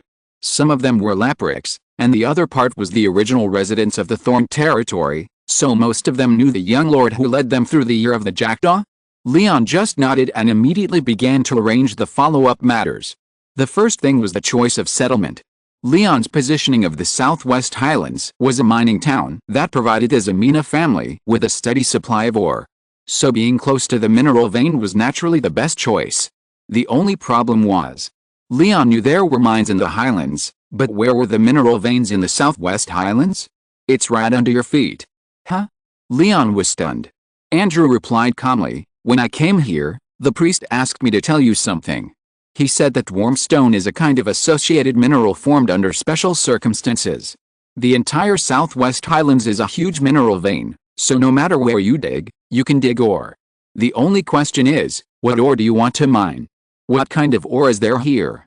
Hearing this, Andrew shook his head and said, "The priest's knowledge of this land also comes from the successive priests of Laprook. In fact, he doesn't know much more than the Ximena family. Some people say there are iron mines here, and some say there are silver mines here, but the Laprook people almost never set foot on this land, so they don't know the specific location. The only thing we can be sure of is that it is here." Andrew said, pointing to the map. "In the south of the Southwest Highlands adjacent to the Lost Land, there are large open-air warm stone deposits. But the only problem now is that the warm stone mine in this location can be said to be the most important food source for the tall-legged birds. So if you want to open a mine here, you must first clean up the tall-legged birds entrenched in the eastern part of the Southwest Highlands." Hearing this, Leon couldn't help but fall into deep thought. The Anatolian militia's cleanup of the tall-legged birds is actually quite efficient. After just a few days, they have already advanced dozens of kilometers deep into the Southwest Highlands. But even so, it will take a long time to completely clean up the nearly 1,000 tall-legged birds in the eastern part of the Southwest Highlands. At least a month. Let's camp here first and build a temporary settlement. As for the warm stone, although the warm stone veins in the south of the highlands are more concentrated, I think there are also many open-air warm stone mines nearby. After looking around, Leon made the decision immediately. Time waits for no one. The land compactor that is still lying in the Thorn territory has been waiting for the arrival of the warm stone. Although warm stones are usually hidden in stones, most of the stones that contain warm stones have similar appearances, generally presenting a kind of rounded arc. Leon did not publicize the fact that warm stones can drive land compactors, so Andrew and others were actually somewhat puzzled by Leon's obsession with the warm stones. In Andrew's opinion, Since the cold winter is over, shouldn't more energy be put into exploring iron ore? However, Andrew still habitually accepted the orders issued by his lord. As you wish, respected Viscount, Andrew said. Some readers reported that the rhythm was a bit dull, so I speeded up the pace and prepared to start a new plot. Chapter 63 Breaking News. Mary fell off her horse. Leon was riding on a horse, galloping towards the Thorn territory. He originally planned to stay in the Southwest Highlands for a while and walk through the land that was slowly being taken over by the Ximena family. If there was enough time, he could also take a look at the canyon that was rumored to lead to the Lost Land. However, the news that Aaron sent someone to the Southwest Highlands made Leon tremble in his heart, and he had to give up the plan he had been planning for a long time. Because during the time when he personally led the army to hunt birds in the Southwest Highlands, something big happened in the Andal Kingdom. Queen Mary I of Andal died. It is said that this beautiful and fair queen fell off her horse while out hunting. When this unfortunate news reached the capital, the nobles finally realized that their beloved queen had unfortunately passed away. The minister of the seal said that she was a fair and selfless ruler. In the court of the Andal Kingdom, every noble could not forget her appearance and hospitality. The treasurer said that the beautiful queen loved riding horses very much, but when the 500-kilogram horse pressed heavily on her and broke her spine, her beautiful face and love of riding horses could not save her life in the end. Thorn territory, Lord's Castle. Sitting in the first seat, Leon slowly closed the letter from the capital and took a deep breath. When he opened his eyes again, his eyes revealed an obvious solemnity. Leon himself had no impression of the queen. The lord of his lord was not his lord. Let alone Mary I, even if the monarch of the Andal Kingdom was a dog, it had nothing to do with Leon. But the problem is that she is dead now. It must be said that Mary I died at a very bad time, because she had 3 sons. Under the high-level division inheritance law, Mary I's eldest son is naturally the first heir to the Andal Kingdom. But at the same time, the other 2 sons will also inherit the corresponding duke title. But this is not the key. The most important thing is that the other 2 sons are the real dukes who are strongly claimed by the Andal Kingdom. You know, none of Mary I's sons are easy to deal with. Except for the eldest son who just ascended the throne, he has been established as the new King Wilbert I. The ambitions of the other 2 sons, even if they cannot be said to be obvious, can basically be said to be well known. Especially the second son Pearl, the Duke of Sadwin Castle in the north of the kingdom. As a noble territory directly adjacent to the pagans of the Kingdom of Walrus, the army under the command of the Duke of Sadwin Castle is brave enough. His army not only performed well in the second reconquest of the Andal Kingdom, but even Pearl himself is a noble with a great reputation. As for the third son Helson, although he does not seem to have much power, his fiefdom has a large population and is quite rich. Of course, in addition to this, Helson also has a father-in-law. The father-in-law's name is Mike, an old man with a little power in the Andal Kingdom. He is usually called the Duke of Galicia, Mike Bravis. The Duke of Galicia Mike Bravis, this is the Lord of Leon. When Leon thought that his lord might be involved in the subsequent War of Succession, he suddenly felt a headache. For many years, the succession of the throne in various countries on the continent has never been peaceful. Perhaps it is because even if they fail, they usually just pay the ransom. Even if the nobles know their own weight, they usually don't oppose rebellion. Even if there are no problems in succession or legal principles, there will be a few freedom wars or peasant rebellions to add some fun to everyone. It is basically an inevitable link after the new king takes the throne. And now, in addition to the common freedom wars and peasant rebellions, the Andal Kingdom is likely to. No, Leon can completely conclude that there will be a fight for the throne initiated by the claimant faction. Leon only hopes that his lord will not get excited and follow the third brother Helson to rush up. There is really no chance of winning. Not to mention Wilbert I, who just inherited the throne. The cavalry under the command of the northern noble Pearl alone is enough to hang up and beat the drunkards of the Duke of Galicia. As a vassal of the Duke of Galicia, once his lord takes sides, even the remote Antolia will eventually be unable to remain unscathed. He still wants to stay here and play single-player games happily. Anyway, this is the situation now. If you have any opinions, please say so. Leon leaned back helplessly and waited quietly for everyone to speak. At this time, Leon hoped for stability and lasting peace more than anyone else. After all, Antolia still had to reclaim wasteland and mine mineral veins. No matter which of Leon's arrangements, he needed manpower, and he really didn't want to be distracted by all the mess in the Andal Kingdom. Not to mention that he is now a descendant of the ancestors who has been authenticated by the Laprik priests, following the footsteps of his ancestors and exploring the lost past. In other words, there is an abandoned land in the south that is uninhabited and waiting for his visit. Whatever the Viscount says is true. The Antolian mercenaries don't understand these things. They only know to be loyal to the Viscount forever. Todd was as lazy as ever about Leon's question. But this was not intentional. Apart from fighting, he really didn't have any thoughts about these things. And this time, there was another player who was lazy. The Laprik people will be loyal to the Viscount. He was a priest of the mountain people and knew nothing about the Andal kingdom, so he naturally kept silent. Aaron. Seeing that several people were slacking off openly, Leon had to start calling out their names unhappily. Hearing this, the old butler who had served the Ximena family for decades hurriedly stood up. After pondering for a moment, he finally said, "In my opinion, this is a bad thing, but it may also be a good thing. In short, it's a mixture of good and bad." Great. Regardless of whether Aaron's words are in line with Leon's wishes, someone finally stood up to speak. And Leon also needs time to think about his next response. After all, the nobles of the Andal kingdom can be said to be closely connected. If you want to stay out of trouble, it is by no means an easy task. Someone come. Bring the map. Aaron cleared his throat and prepared to express his opinion. Thanks to the book friend Woshu Wosing for providing Mr. Lai with 200 Andal silver coins. Mr. Lai decided to confer him the title of Honorary Knight and invest 30% of the funds obtained into the construction plan of Antolia. Please read on. Please read on. Meow. Chapter 64, Tears in My Eyes. Finally the warm stone is used. The Andal kingdom is generally closer to the north of the continent. Aaron said as he waved the wooden stick in his hand and gestured on the map of the continent.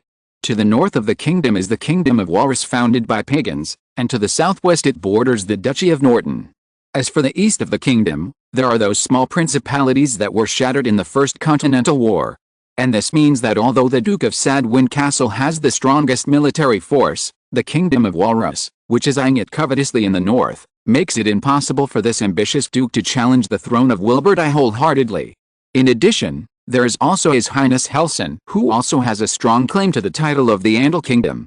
In my opinion, whether Wilbert I can sit firmly on the throne, the chance of winning is basically 50-50. As for whether Antolia will be involved in this conflict of succession to the throne, the key does not lie with the Viscount, but with your lord, the Duke of Galicia, Mike Bravis. If forced to be involved, then the only choice you can make, Viscount, is the degree of participation. Leon murmured, "The degree of participation." Yes. Aaron nodded. If the Duke of Galicia does not take sides, then the Viscount naturally does not need to worry about these. Antolia will still move forward along the path you have planned, but if Galicia decides to support any of the forces, then the Viscount needs to make a decision. Aaron, what do you think? Leon was not in a hurry to express his opinion. After all, Mary I had just died. Even if there was a conflict over the succession to the throne, Leon had enough time to prepare. If the Duke of Galicia is determined to participate, then the Viscount has only two choices, either to send troops or to pay. Aaron gave his answer. Pay money. Leon couldn't help but feel a little surprised. If you ask which vassal under the Duke of Galicia has the strongest overall strength, then Antolia is obviously not on the list, but if you ask which vassal's army is the most capable, Antolia is definitely one of them. Don't forget the tree people entrenched in the sunken wood forest, my lord. Aaron reminded him, if the tree people in the sunken wood forest riot and threaten the territory of Antolia, then my lord Viscount will naturally have a reason not to send troops or send fewer troops. Yes, there is also the sunken wood forest. Although Aaron's words reminded Leon, it also gave him a headache. The reason is that the sunken wood forest is too close to Antolia. Although the tree people entrenched there now do not seem to intend to step out of that land, in any case, it is an unstable factor that may threaten Antolia at any time. In my opinion, the most important thing for the Viscount now is to recruit the surrounding mountain people as soon as possible while the War of Succession is still brewing, so as to completely eliminate Antolia's worries. In addition, we must also purchase more food and iron ore from the Duke of Galicia in case of emergency. As the steward of the Ximena family, Aaron certainly knew that his lord was now sending the people to open up wasteland and cultivate the land in the suburbs of Thorn territory. But the problem is, let alone whether the land reclamation method mentioned by his lord is feasible. In Aaron's cognition over the years, it will take at least 2 or 3 years to reclaim a piece of land suitable for cultivation from scratch. Because the original plants on the land, the old roots of shrubs and thorns, are usually difficult to clean up at one time. At least in Aaron's opinion, even if Leon's method of spreading moon mushroom powder from the fields is really feasible, it is too late. Add to that the barrenness of the land of Anatolia, and the black pine forests that are connected together. If you want to open up wasteland and cultivate the land of Anatolia, the debuff is already full. The recruitment of mountain people must be put on the agenda. Let Fast handle this matter, and make sure to completely unify the various tribes of Anatolia in the shortest possible time. In addition, from the money obtained from the business of Moonlight Velvet, except for keeping 30% for reserve, the rest will all be exchanged for food and iron ore. Although Leon was very confident in the effect of the black soil generation technique, he still followed the advice and agreed to some of Aaron's suggestions, and planned to clear all the unstable factors existing in the land of Anatolia in one fell swoop. It's better to be prepared. Even though Leon also felt that nothing would happen in the short term, the more food, the better. Of course, if conventional methods are used, it will naturally take 2 or 3 years to open up wasteland, but the black soil generation technique is not a conventional method just from the name. So, 7 days later, when the first batch of warm stones from the southwest highlands were transported to this land, the roar of the land compactor finally sounded for the first time outside the city of Thorn territory. What is this? Aaron, who came upon hearing the news, stared intently at the machine that was spinning rapidly in the middle of the field. It was something he had never seen before. The gears at the bottom of the land compactor were spinning rapidly, stirring up dust and mud in the fields not far away, and even the entire suburbs of the Thorn territory were filled with the smell of soil. Of course it is the treasure of the Ximena family. After all, the Viscount is a descendant of the ancestors. Fast was also standing not far away, answering Aaron's doubts with emotion. What you said before was true. Aaron couldn't help but widen his eyes. Although Leon's identity as a descendant of the ancestors had long been spread among the Laprik people, as the butler of the Ximena family, Aaron knew a little about the true history of the Ximena family. But the situation before him made Aaron deeply doubt the memory in his mind. At least, he couldn't understand the machine that was swinging and rotating in the fields not far away, let alone the working principle of the machine in front of him. The Viscount didn't deny it, did he? Facing Aaron's question, Fast answered calmly. However, his heart was not calm at this time, and he had even set off a huge wave. Because the biggest problem restricting the development of Anatolia, that is, the food problem, seems to be gradually being solved under Leon's seemingly ordinary planning in a way that no one had ever expected. Even something like a land compactor has been tinkered with. How long will it be before returning to their homeland? This makes Fast full of confidence in the future of the Laprooks. Is there any simple map-making software? Although I am good at drawing, I still decided to struggle. In addition, please read it. Chapter 65, Isn't the black soil here? Aaron felt that his worldview and outlook on life had been challenged. For several days in a row, the outside of the city of Thorn territory was filled with a layer of dim and depressing color. With the continuous operation of the land compactor, the fields in the suburbs were covered with dust, and even walking in the city was a bit choking. Who has ever seen such land reclamation? Exclamation mark. Aaron has lived for so many years, and he has only seen such a method of land reclamation. The unfamiliar machinery made Aaron a little confused for a while, but soon, an idea that seemed particularly absurd to him in the past suddenly emerged in his mind. Maybe, Anatolia can really solve the dilemma of food shortage at the time of this autumn harvest? So that this land can achieve the goal of self-sufficiency in food for the first time under the rule of the young lord of the Ximena family? Thinking of this, even Aaron himself was shocked. How is this possible? However, just a few days later, in the shocked eyes of Aaron and all the Anatolians who participated in the land reclamation, a vast expanse of black soil appeared in front of everyone. Aaron, degree Cyrillic letter de degree, everyone, W. As far as Leon knows, there is no black soil on this continent. So let alone the Anatolians, even the entire Andal kingdom, no one knows what black soil is. Looking at this large area of pitch black soil in front of them, most of the faces of the people showed a clear stupidity. Therefore, when Aaron realized that the color of the soil was beyond his comprehension, he immediately found the lord who was slacking off in the study, "My Lord Viscount, the land outside the city is black." The moment he heard the news, Leon was immediately happy. So fast. This shows that the effect of land reclamation is quite good. Huh? Think about it. Leon was obviously in a good mood. While pulling Aaron out, he explained, originally, those hardened lands had no fertility at all. Even if they were successfully reclaimed, the future harvest would not be ideal. And now, we have added so many things to it, like moon mushroom powder and animal manure, all thrown in, and then stirred with a land compactor. The soil turned black, which means the soil has changed. This means that the land outside the city is no longer those rigid rotten lands, but black soil that has been moisturized and improved. Black. Don't worry, this autumn, Antolia's grain harvest will definitely usher in explosive growth. As he talked all the way, Leon couldn't wait to get on his horse and rushed out of the city. Looking at the land compactor still roaring in the fields not far away, under the impact of the news of Mary's fall from the horse, Leon regained the confidence of a time traveler. If there is food at home, there will be no panic. Even though the food in Antolia will not be seen until after the autumn harvest, Leon still couldn't help laughing. For a long time, it has been difficult to be self-sufficient in food, which seems to be a shackle hanging on the patriarchs of the Ximena family for generations, forcing Antolia to be controlled by others. Now that the problem of food has been solved, as long as Fast can incorporate the mountain tribes entrenched in Antolia as soon as possible, Leon can finally let go and do a big job. Aaron. I'm here. As long as there are free people in the territory, arrange them to go to open up wasteland. When the spring plowing comes next month, I want to see black soil all over the mountains. As you wish, my respected lord. Aaron replied quickly. In the Thorn territory, no one knows the many mountain tribes living in Antolia better than Fast. Some of them, like the Laprix, are descendants of the ancestors who migrated thousands of years ago, while others are wild tribes who have lived on this land for generations. They are unwilling to obey the orders of the Andal Kingdom because of different beliefs or various reasons. For these two completely different groups, Fast decided to use the method of courtesy before force.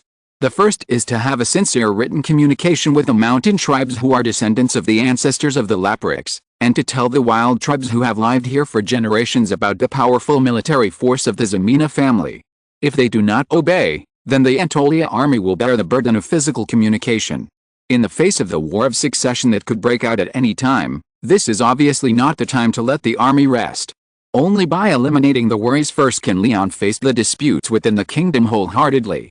It was also under the guidance of this idea that Kerman, the priest of the Nahuaco tribe, received a handwritten letter from the priest of Lapric, Faust. The Lapric people have sent a letter. Standing in front of everyone, Kerman said thoughtfully, Faust, the priest of the Lapric people, said in the letter that he hopes that the Nahuaco tribe can be loyal to the Ximena family like them. As soon as Kerman finished speaking, the people around him suddenly broke out into a fierce quarrel. These people can be roughly divided into two factions. One faction believes that the Ximena family is powerful and can try to contact it. The other faction believes that the Nahuaco people are descendants of the ancestors and should not become the subjects of others. Why? The Kerman tribe is the descendant of our ancestors. The blood of our ancestors flows in our bodies. But the current Ximena family is obviously stronger than other tribes. Even the Laprix have surrendered, so why can't the Navicas? Arguing is arguing, shouting is shouting. Even if they are hot-tempered mountain people, no one has ever mentioned fighting a good battle with the Ximena family's army. After all, although they are brave, they are not fools. Just half a month ago, someone had helped them test the depth of the Ximena family. When the mountain people living in Antolia heard that the warriors of the Sami tribe were annihilated by the Thorn Lord and all the tribesmen in the tribe were incorporated, no one dared to easily compete with the young noble who was canonized as the Viscount of Antolia. Fast said, the Ximena family is also the descendant of the ancestors. Seeing the tribesmen arguing fiercely, after a long silence, Kelman's not-so-loud words instantly stopped the originally fierce argument. What?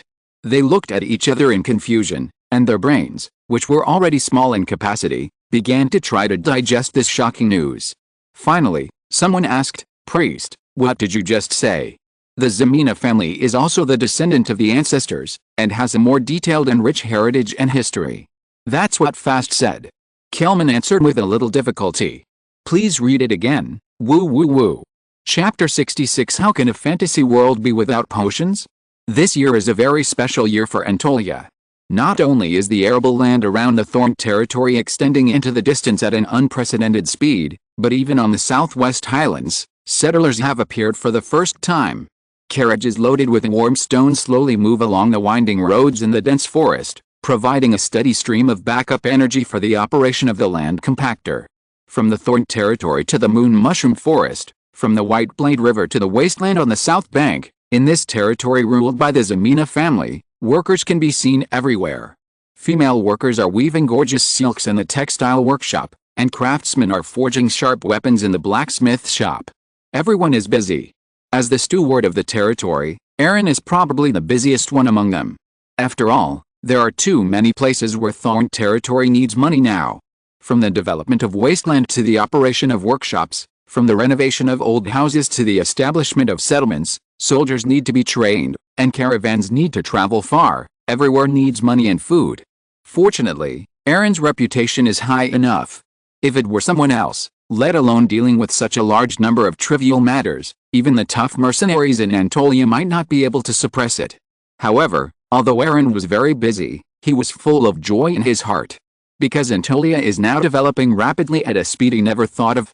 Sherman was planning the construction of a bridge by the White Blade River while studying the best ratio of cement.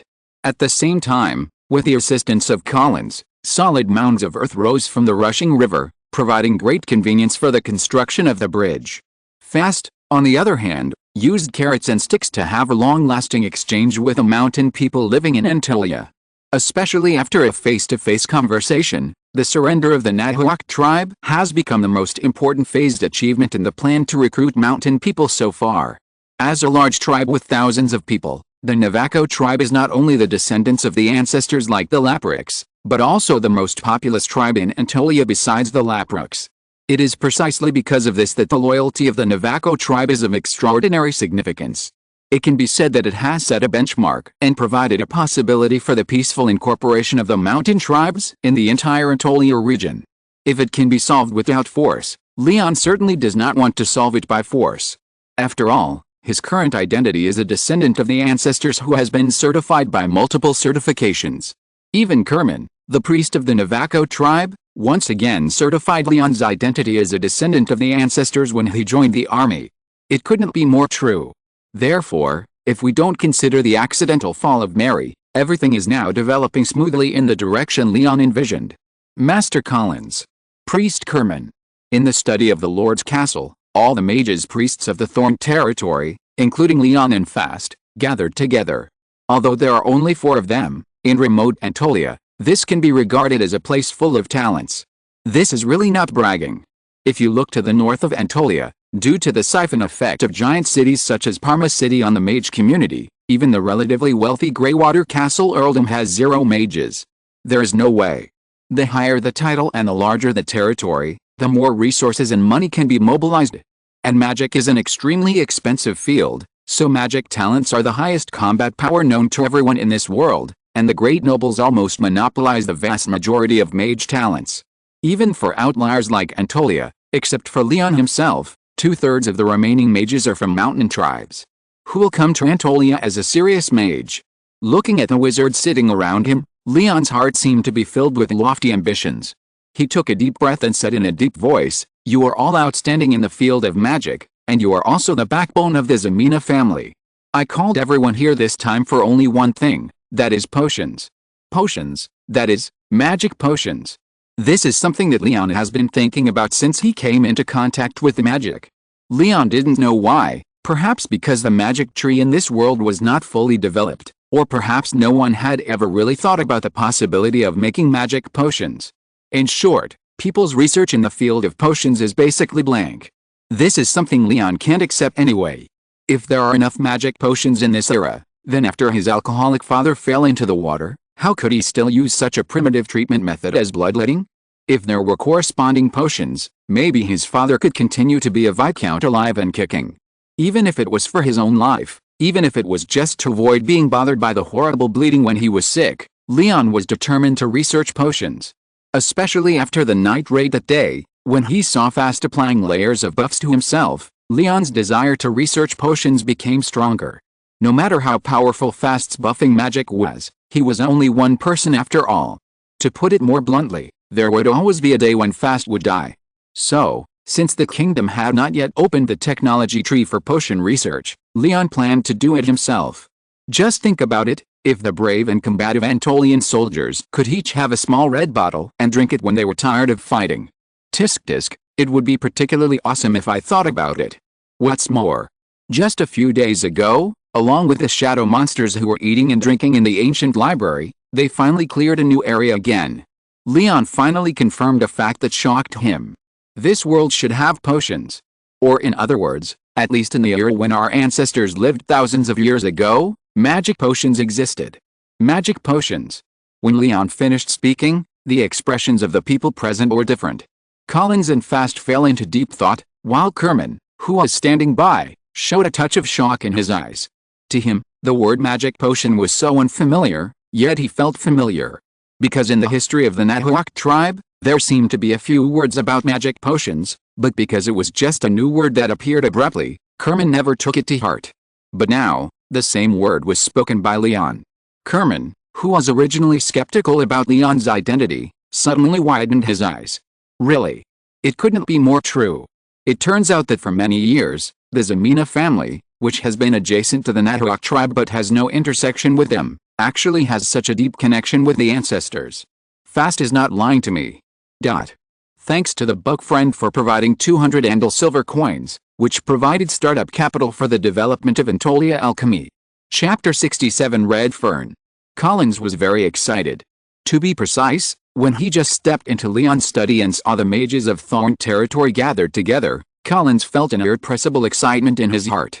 Why did he come to Thorn territory? The reason is simple, it is to explore the path of magic. In a sense, Collins is really a very pure person. He was born in a merchant family. In Collins's youth, he always followed his father to do business everywhere. By chance, he was spotted by a mage and got the opportunity to become a mage apprentice. And he also cherished this opportunity very much. In just 5 years, Collins went from an ordinary mage apprentice to successfully passing the mage certification and becoming a genuine mage. At that time, such a magical speed amazed many people. However, just as Collins was confidently charging towards the goal of becoming a great mage, he got stuck. For more than 20 years, Collins's ideal of becoming a great wizard has never dissipated, but his magic road, like others, has encountered an insurmountable barrier. Until he met Leon, who came to take the wizard certification. In the magic that Leon practiced, Collins saw another possibility and saw the hope of becoming a great wizard. It was for this reason that Collins gave up everything he had in Parma City and came to Antolia, the southernmost land of the Andal Kingdom, without hesitation. Here, he witnessed the tough folk customs of Antolia for the first time, and also felt the customs that were completely different from those in the interior of the kingdom for the first time. But Collins also understood that as a newcomer, even if he was a wizard, Leon, as a lord, could not teach him the completely different magic road. Fortunately, he really came just to learn magic. During this period of time, he personally experienced the night attack of the Sami tribe, and according to Leon's instructions, he helped build a bridge on the White Blade River. And now, Leon mentioned the potion in front of him openly. What does this show? This shows the trust that the Lord has in him. If someone else had said the word potion, Collins would probably have just smiled and said nothing. But when Leon said it, it was completely different. Especially after witnessing the light curtain that enveloped the city, Collins had long been very curious about the magic that Leon mastered. However, Leon didn't know what Collins was thinking. The reason why he did not shy away from raising the consideration of developing potions in front of everyone today was that even if he had the help of the ancient archives and the information that recorded the potion formula, he had no idea where to start. Materials like lavender rhizomes, main flower pollen, and verbena juice were easy to say, as they were all plants that existed in the Andal Kingdom or neighboring kingdoms and duchies. But things like unicorn horns, piranha seeds, and the reproductive glands of fluorescent sea urchins, let alone seeing them, Leon had never even heard of them. In this case, most of the mages in the territory have no problem with loyalty. Even Collins from Parma City has basically passed Leon's inspection during this period, so he might as well take out the materials he needs and tell in advance that he plans to develop potions. With a brainstorming, he may get some unexpected gains. Obviously, Kerman, the priest of the Navajo tribe, seems to know something, otherwise, his face should be like everyone else, showing a blank and ignorant look. Kerman. So, León immediately called him and asked, "It seems that you know something about potions." With the introduction of the potion, Kerman has long been convinced of León's identity. In addition, the Navajo tribe has just become the subject of the Ximena family, so Kerman is naturally eager to show off. So, he immediately answered in detail, reporting to the Viscount. The Navajo tribe had recorded information about the magic potion in the Croft paper in the past, but because it has been a long time, the Navajo tribe is not clear about the use of the magic potion, so they have never taken it seriously. Until today, when the Viscount mentioned the magic potion, I remembered it. Kelman blinked slightly embarrassedly and said rather embarrassedly. After all, from the meaning of León's words, it can be heard that the young lord has great expectations for the use of the magic potion, while the Navajo tribe has always put the records about the magic potion in the corner to collect dust, which is really a bit of a waste of natural resources. Hearing Kelman's words, Fast couldn't help but feel embarrassed. As descendants of the ancestors, the Navajo tribe still preserves the Croft paper from a long time ago. No matter how worn out it is in written form. On the other hand, the Laprik people's own history is only passed down by word of mouth by successive priests. But León obviously didn't have the heart to think about these, and hurriedly asked, "News about the potion? What news? The formula? The key points of making it? Or the taboos of using it?" "Oh, it seems to be some medicinal materials that may be used when preparing potions." Kelman answered uncertainly. "Redweed? Marigold? Ferber caterpillar? Or something else?" León listed several potion materials that he particularly wanted to know about. Kelman hurriedly said, "Redweed." It was really a coincidence that he was particularly impressed by this medicinal material. Because this blood redweed is really pungent, the stench of its juice can be easily smelled dozens of miles away. "Where can I find it?" León asked impatiently. You know, before convening the Wizards of Antolia to a meeting, León had already done enough homework from the books in the ancient archives, and specially marked the potions that were relatively simple to make and had great effects on Antolia today. For example, a potion made with the juice of red sedge as the main ingredient, supplemented with some relatively common plant roots and stems. The specific name of the potion is a bit long, and León can't remember it clearly. But according to the records in the ancient archives, this is a potion that ordinary people can also take. Its main function is to restore physical strength and energy in a very short time. It was a common potion used by our ancestors when they went out hunting thousands of years ago. It's just... Facing León's question, Kelman hesitated for a while, as if he recalled something terrible. "I'm stuck. I need to sort out the outline carefully." Chapter 68 Undercurrent. On the other side of the mountain. After a long silence, Kerman seemed to have mustered up great courage and finally spoke. Hearing this, everyone present, including León, could not help but widen their eyes, except for Collins, who did not understand. Especially Fast. As a priest of the Lapriks, Fast has always had a very special feeling for the land he has never set foot on, under the words and deeds of previous priests. That is the place that the Lapriks want to return to every time they dream at midnight. And now, according to Kerman's words, they have obviously been to the other side of the mountains, otherwise, how could they find the red smelly grass growing in the lost land? The land abandoned by the gods? The former territory of Asgard. Although he was also shocked, León still maintained the most basic calmness and confirmed it again. "Yes." Kerman nodded with certainty. "But isn't it covered by black fog? How did you do it?" Fast couldn't help asking. "The abandoned land is filled with black fog." This statement is indeed true. However, the mountains south of Antolia are located on the edge of the abandoned land after all. Even though the air is also filled with large patches of black fog, it is much thinner after all. During the 2 hours from noon to 2 o'clock every day, the black fog that permeates the edge of the abandoned land will briefly retreat under the sunlight. As if to estimate Fast's mood, after all, everyone is now loyal to the Ximena family and they are good friends who see each other every day. Kelman then added, "This is also a phenomenon discovered by the members of the Navajo tribe by chance. After all, compared with other mountain tribes, the camp of the Navajo tribe is closer to the abandoned land. 2 hours at noon every day. Usually, of course, the premise is that the light is strong." Kelman continued to nod, As long as you pass through the valley on the south side of the Southwest Highlands, when you step onto the endless wasteland on the other side of the mountains, you can find a large area of red herb, or you can smell the pungent smell of the red herb juice. Hearing this, Leon couldn't help but fall into deep thought. To be honest, the information Kalman provided him can be said to be extremely critical. If there's red herb, then with a magic potion formula in Leon's hand, it only takes a little research, and this magic potion, which the ancestors called Ramitraskau Red Magic Potion, can become a weapon in the hands of the Antolian army. Imagine, if the already strong and brave Antolian soldiers each have a small red bottle, and take a sip when they are tired of fighting, then the already extremely powerful Antolian army may burst out with amazing combat power. Especially in this period of undercurrent, Leon was particularly envious of this kind of magic potion that could be regarded as a strategic material.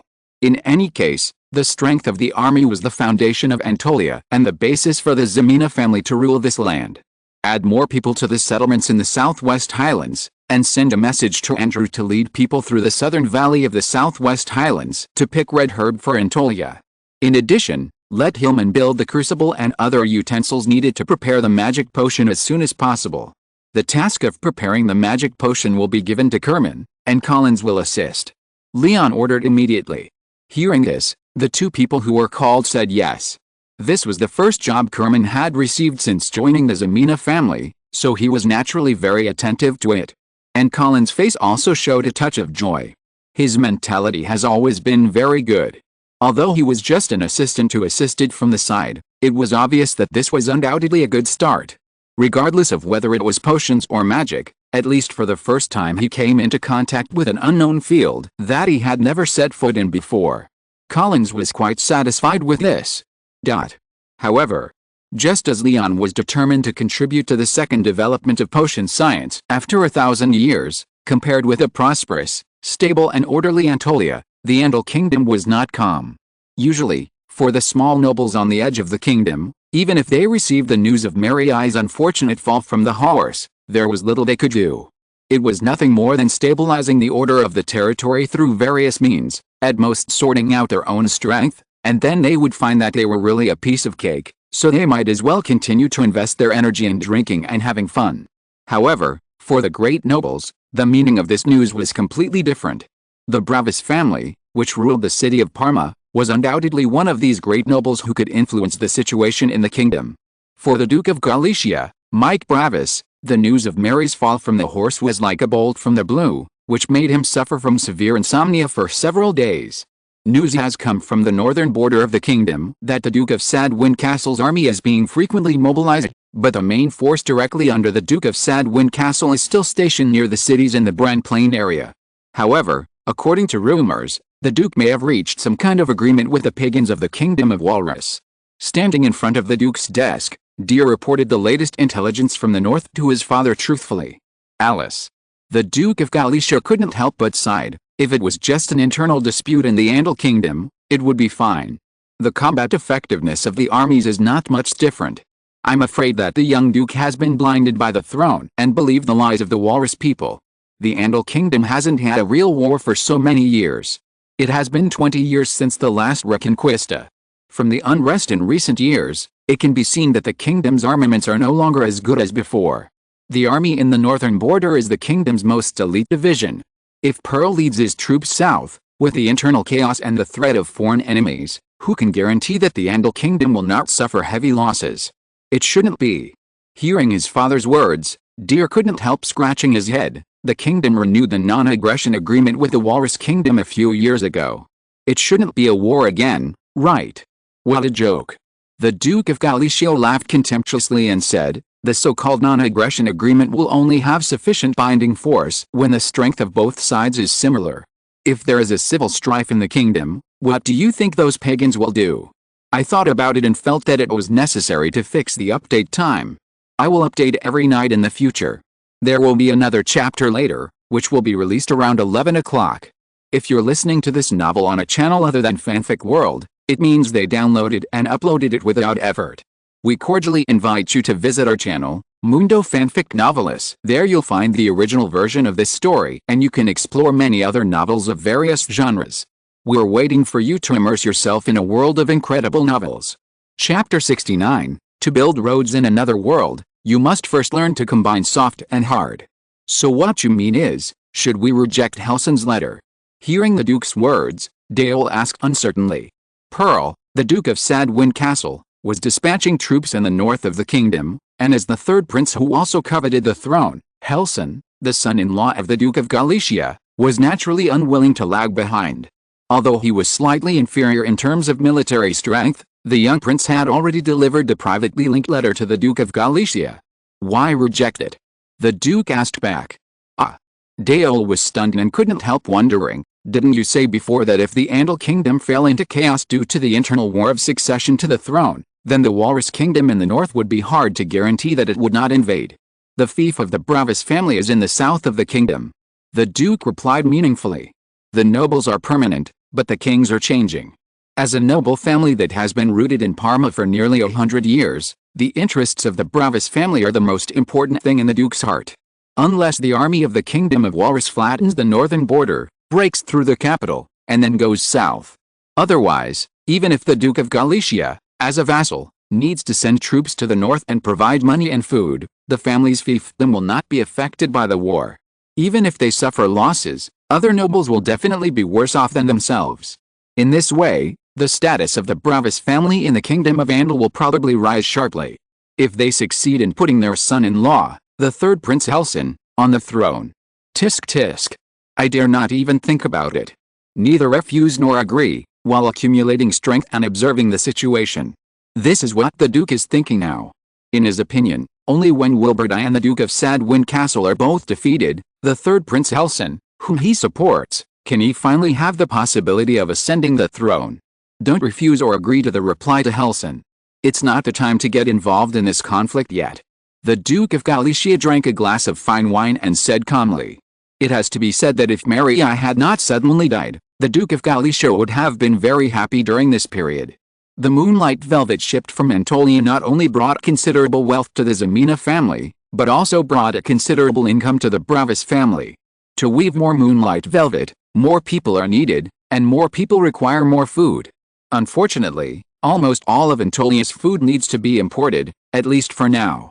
So, selling moonlight velvet to make money once, selling food to make money again, and golden escudos were put into the pocket of the Duke, and he felt that he was really smart. Leon certainly didn't know what the Duke of Galicia was planning at this time, and even if he knew, he didn't care. Since he couldn't influence the decision of his Duke, the only thing Leon could do was to accumulate strength continuously. As the uneasiness caused by Mary's fall from the horse gradually dissipated, everything in Anatolia returned to the familiar track of Leon. The news of collecting red odorous grass has been sent out, and the second batch of settlers heading to the southwest highlands has also set off. At this moment, Leon has only one thing in his eyes. That is the renovation plan of old houses in Thorn territory. After a huge project that lasted almost a whole winter, it was officially declared completed. Accompanied by Aaron, Leon walked on the streets of Thorn territory today, feeling very happy. Although it is called the renovation of old houses, it is obviously not just the old houses that need to be renovated. This is also a replanning of the entire old city of Thorn territory and a reshaping of the living habits of the people in the territory. Dirty living environments can easily become a hotbed for diseases to spread, closely arranged dangerous buildings can easily become a boost for the spread of fires, and narrow, crowded and muddy roads are also something Leon can't stand. So, Aaron fully understood the spirit of Leon's speech, and starting from these aspects, he renovated the entire city from beginning to end. Those originally shaky houses had long been demolished by the workers of Anatolia, and all buildings that did not conform to the regional planning were required to be relocated. As for the feces that were originally scattered in every corner of the city, they disappeared without a trace. Under Aaron's supervision, brand new public toilets were built in the city. Although these dry toilets cannot be said to be very clean, at least the pollution sources are concentrated. Then hiring people to clean and collect them regularly can provide a steady stream of raw materials for the land reclamation plan outside the city. And if someone ignores the Viscount's orders and still urinates and defecates, the militia of Anatolia will naturally let this person know what the people's style is. Leon's planning for the city is actually somewhat similar to the market of a certain oriental country. Different areas are strictly divided and have their own functions. What? You say that such a plan is not conducive to the development of business? Sorry, Antolia has no business at all. Almost all profitable businesses are controlled by the Ximena family. The people of the territory usually buy and sell some basic living supplies at most, and they really don't care about whether it is commercial or not. Although there are no high walls between the various areas, the whole city has a brand new look. In other words, there is no city creation in this era, otherwise it would have been rated as an Andal civilization city. However, what makes León most happy is not the brand new city appearance, but the road under his feet. After Sherman's continuous attempts, this experienced dwarf craftsman finally found the best ratio of grum slime and stone powder clay. Although León calls this adhesive made of grum slime as the main raw material cement, the road in Antolia is not the cement road that León often saw in his previous life. This is a kind of cement road that is not hard or soft, it is very soft but actually a little hard, and it is very hard but actually a little soft. As for why this is done, it is naturally because horses are still the main riding tool in this era. If it is all made into that kind of hard cement road surface, even if horseshoes are installed on the horse's hooves, the horses in Antolia cannot withstand such consumption. Adapt to local conditions and take advantage of favorable circumstances. Since the hard road surface is not suitable for the current Antolia, León will naturally make changes. But no matter what, the road under his feet makes León feel particularly excited. This is a feeling that is difficult to describe. If you want to describe it in general, it is a road that will not be blown up by the wind and will not be muddy due to rain. Sherman, there is a big reward. Chapter 70 Grum Slime Factory. 10 pieces of moonlight velvet, 100 escudos, and the badge of the honorary knight of Antolia. When the herald beside León delivered the reward from the Lord to Sherman, Sherman was mixing the cement necessary for road and bridge construction in the newly built Grum factory outside the city. Oh, God! Thank you, Lord. Thank you, God of forging. Sherman is very happy. This is the Lord's recognition of Sherman. The new knight jumped up excitedly and almost poked the herald's chin. Honorary knight. Although there is no fiefdom, it is just an honorary title that is even worse than a knight, and it cannot be passed down, but for Sherman, this is already an unimaginable recognition. You know, he is just a dwarf, a craftsman. Perhaps the great nobles are willing to provide a lot of money to the skilled dwarf craftsman, but they will never be willing to give them a noble title like honorary knight. Even if this title has no practical use, in the subconscious of most nobles, in order to become an honorary knight, he must first be a human who has made important military achievements. But León obviously didn't have such an idea. A title without any claims or fiefdoms, just give it, there is really no need to be stingy. If one day I become a duke, or even a king, it is not impossible to give all the people an honorary knight. All have is equivalent to none. The main point is a collective raising of the flag. Antolia old 8 banners belong to. Don't cry here, do your task well is better than anything else. Just when Sherman was so excited that he couldn't control his emotions, León finally came to this place he called Grum Slime Factory for the first time, accompanied by Aaron and others. My Lord Viscount. The moment he saw his lord, Sherman immediately hugged León's thighs. This is not only his lord, but also his benefactor. Looking around, looking at the Andal kingdom and even the entire continent, which dwarf can become an honorary knight? Even if he is not the only one, he is definitely a rare existence. Alright, alright.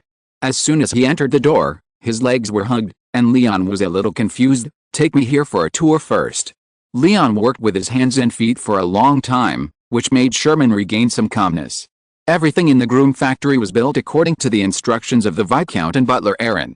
Sherman walked in and introduced the factory in front of him to his lord. In fact, it can't be called a factory. After all, it's not those buzzing machines that produce cement, but the mucus that Gloom brews every day. Of course, it's better to call it mucus. If you put it more directly, the so-called Gloom mucus is actually the excrement that those six-eyed flying fish pull out from their bodies. There are more than 300 grums being raised in the factory now. They were all captured by the warriors of Laprik from the Black Pine Forest east of the city. The amount of mucus produced every day is amazing, enough to support Antolia's current demand for cement. As they walked, they came to the garden area in the middle of the factory. How should I put it? The area of this flower garden is more than 10 times the area of the Lord's garden. It is full of various wild flowers and weeds.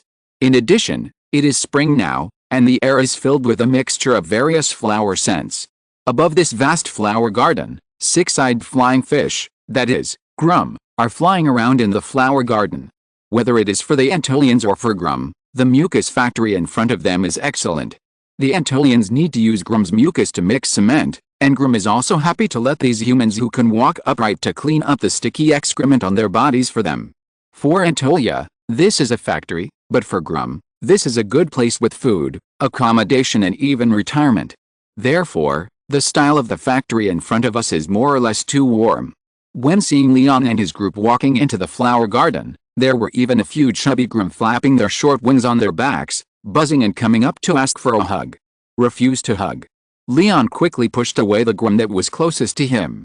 According to our observations these days, Gloom, like bees, mainly feeds on nectar, but at the same time, they can also eat pine needles on black pine. So I am considering transplanting some black pine trees for planting in a while, so that when the cold winter comes this year, the food supply of Gloom will not be guaranteed. Sherman explained his future plans for the factory in front of him. Not bad.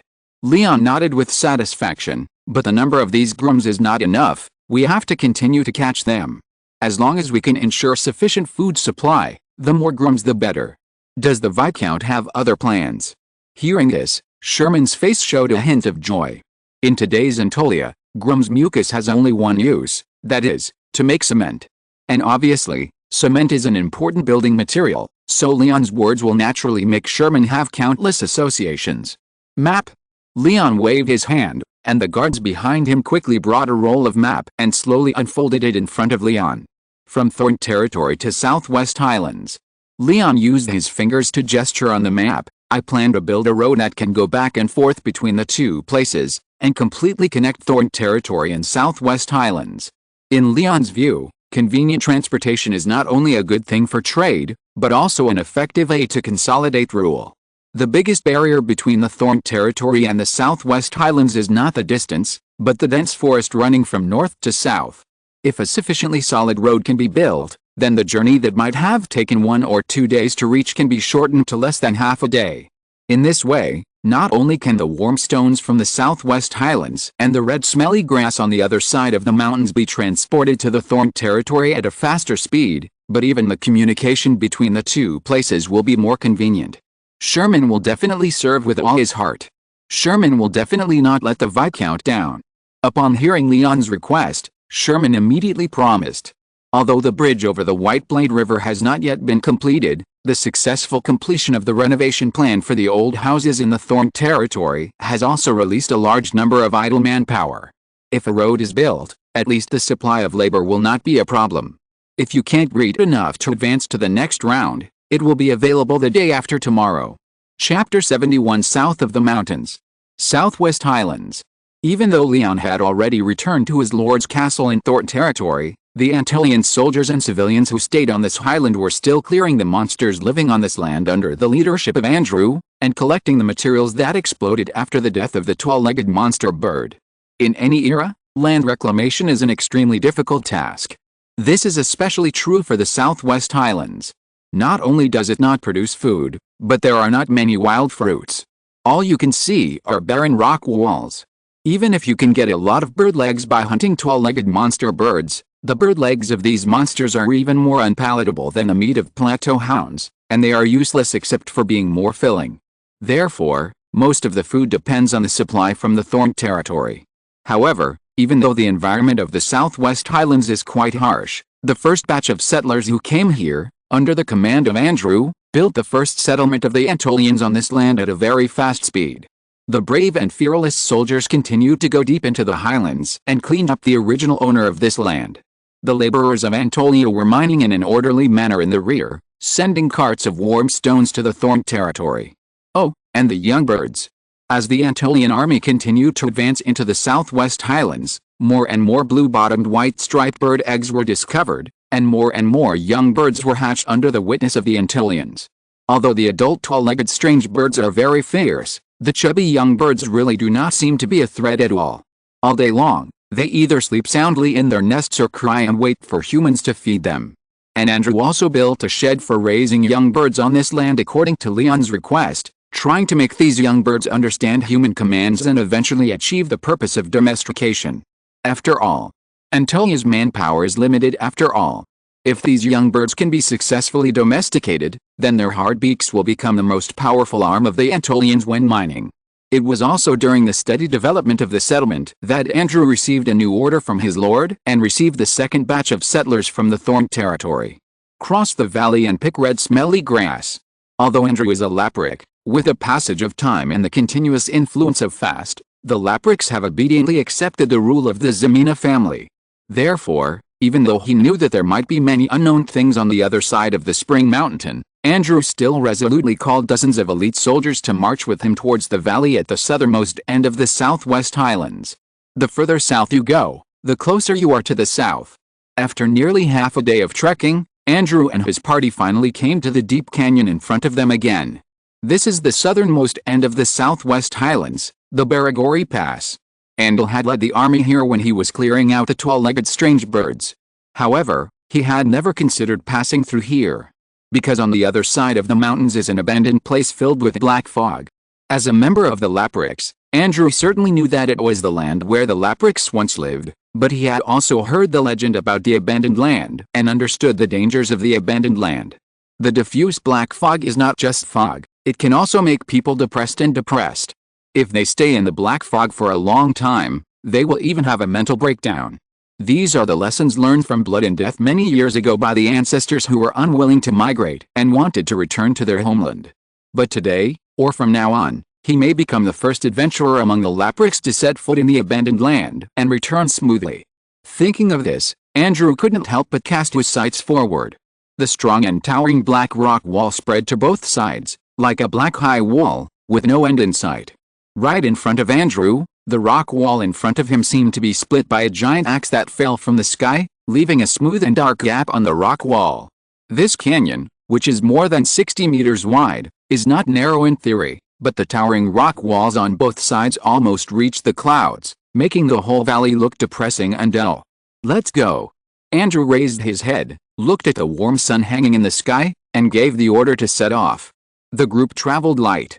After all, they only had 2 hours to go and come back. Apart from the weapons in their hands, they really didn't need to bring too many things. If they were not careful and the time exceeded, then no matter how much they brought, it would almost be left there. From time to time, a cool breeze penetrated the empty valley.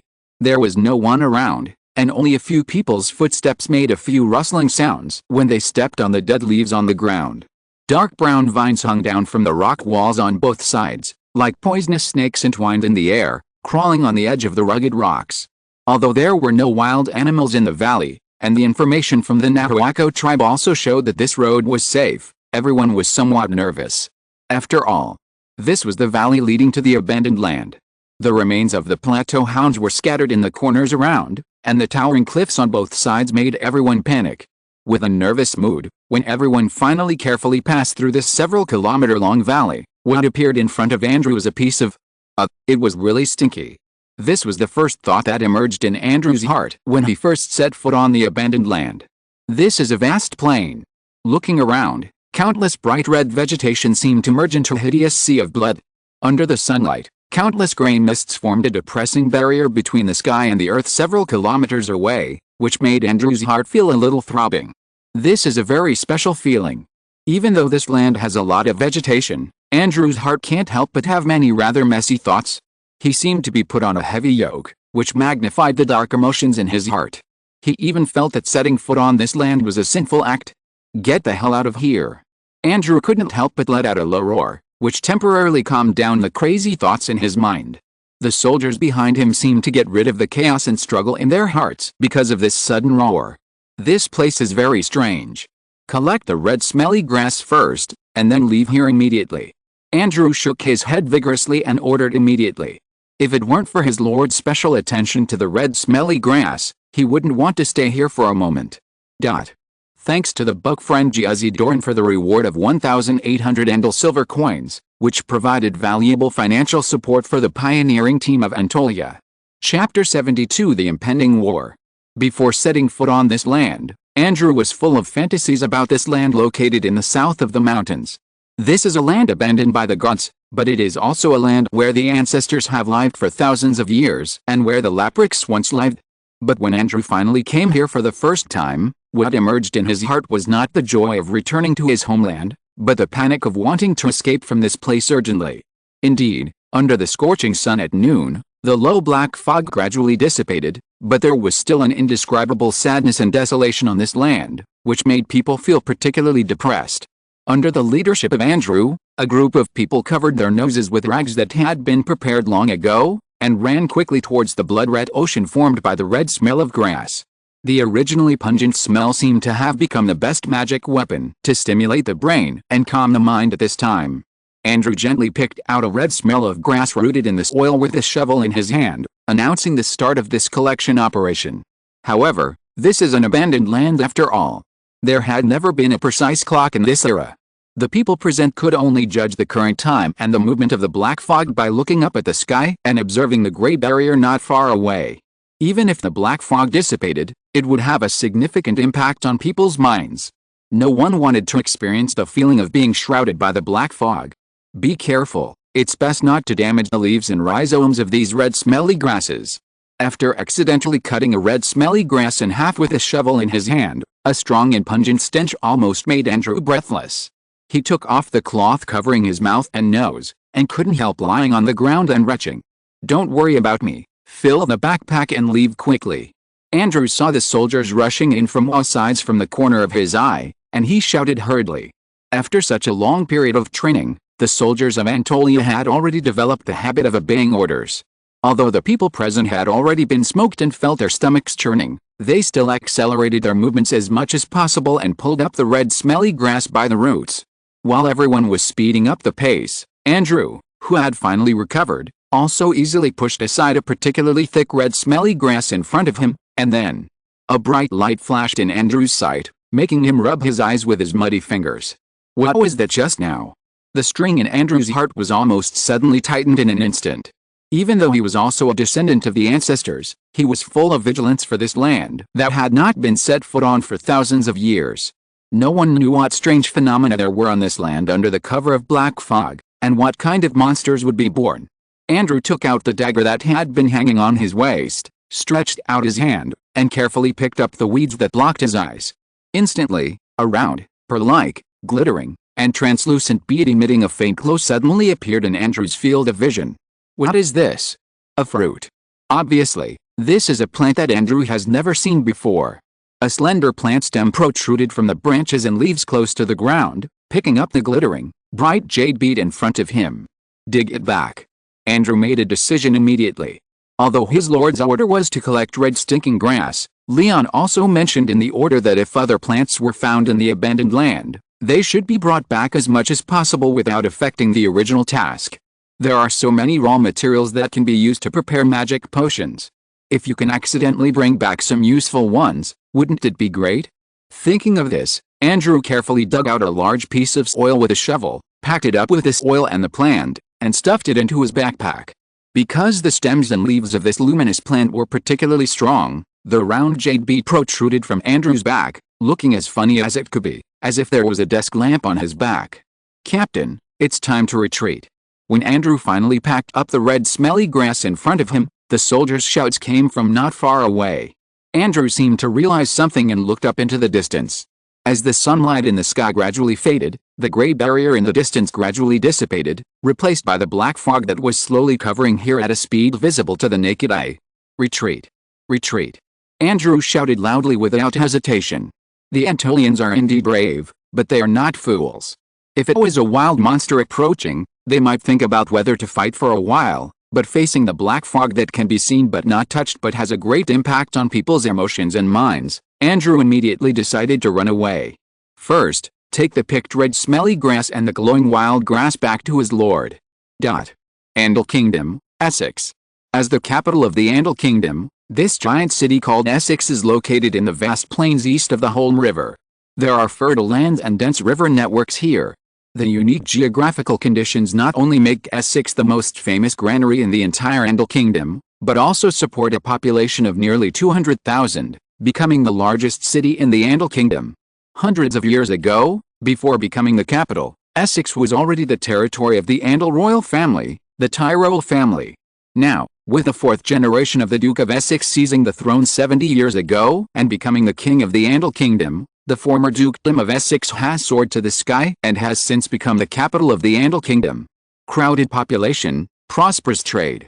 The towering walls on all four sides make this city look like a giant beast crawling on the plains, just like the Tyrol family that rules the entire Andal Kingdom, which is daunting. However, at this moment, although the voices and noise are endless, the sky above this giant city seems to be shrouded in a layer of oppressive mist. The ignorant civilians may not know what is about to happen, but almost all the nobles living in the city have received news from the northern border of the kingdom. Pearl, the famous general of the Andal Kingdom, the Duke of Sadwin Castle, the second son of Mary I, led his troops south 3 days ago. And this also made most of the nobles loyal to the king show a trace of sadness on their faces. The map in the novel is scheduled to be updated in the book Friend Circle and the Easter egg chapter this Sunday. The words will be written before it goes on sale tomorrow. The book Friend group will be placed on the introduction page and at the end of each chapter. Chapter 73, Remarks on the Release. Just a few words of pity. July 1st, so there may be a delay of 2 or 3 minutes. The current number of paid users is 728. Obviously, the number of paid users is lower than that of the previous book, but I haven't written for a long time, and the pace of writing books has not been fast enough. In fact, I have already expected it. I don't have any manuscripts in reserve. I will try to update more on the day of the release. As for rewards and extra chapters, monthly tickets and the like, I am studying IELTS during the day recently and plan to study abroad for graduate school, so I only have time to write at night. I really dare not set a flag easily. I can only say that if there are rewards, I will do my best to write. Mengs who will add 3 chapters. I still have to look forward to it. What if there is? Right. As for whether this book will be abandoned, there is no need to worry about this problem. I can continue writing if the first order exceeds 500. At least there are 700 paid readers. Besides, the tuition is so expensive, I have to make some money to support my studies. The first order of the previous book was more than 1,000, and now the average order is more than 5,000. If the first order of this book is 500, I will try to make it a masterpiece. I won't say anything sentimental, I'll just get to the point. Please subscribe. Please vote for the monthly ticket. Please subscribe. Please vote for the monthly ticket. Breaking voice. Finally, thank you all for your support. Although the last book was finished more than a year ago, I still see many familiar IDs. That's about it. Anyway, I'll be putting it up tomorrow. Please subscribe and vote for the monthly ticket. Even if I don't have to think about the monthly ticket list, I'm a post zeros after all, so I can still try to get on the star list next month. Chapter 74 Imperial Conference. Essex, Malakand Palace. On this very special day, as the power center of the Andal Kingdom, the Malakand Palace in the city center is heavily guarded. This is the palace of the Tyrol family, and it is also the place where the upcoming imperial meeting will be held.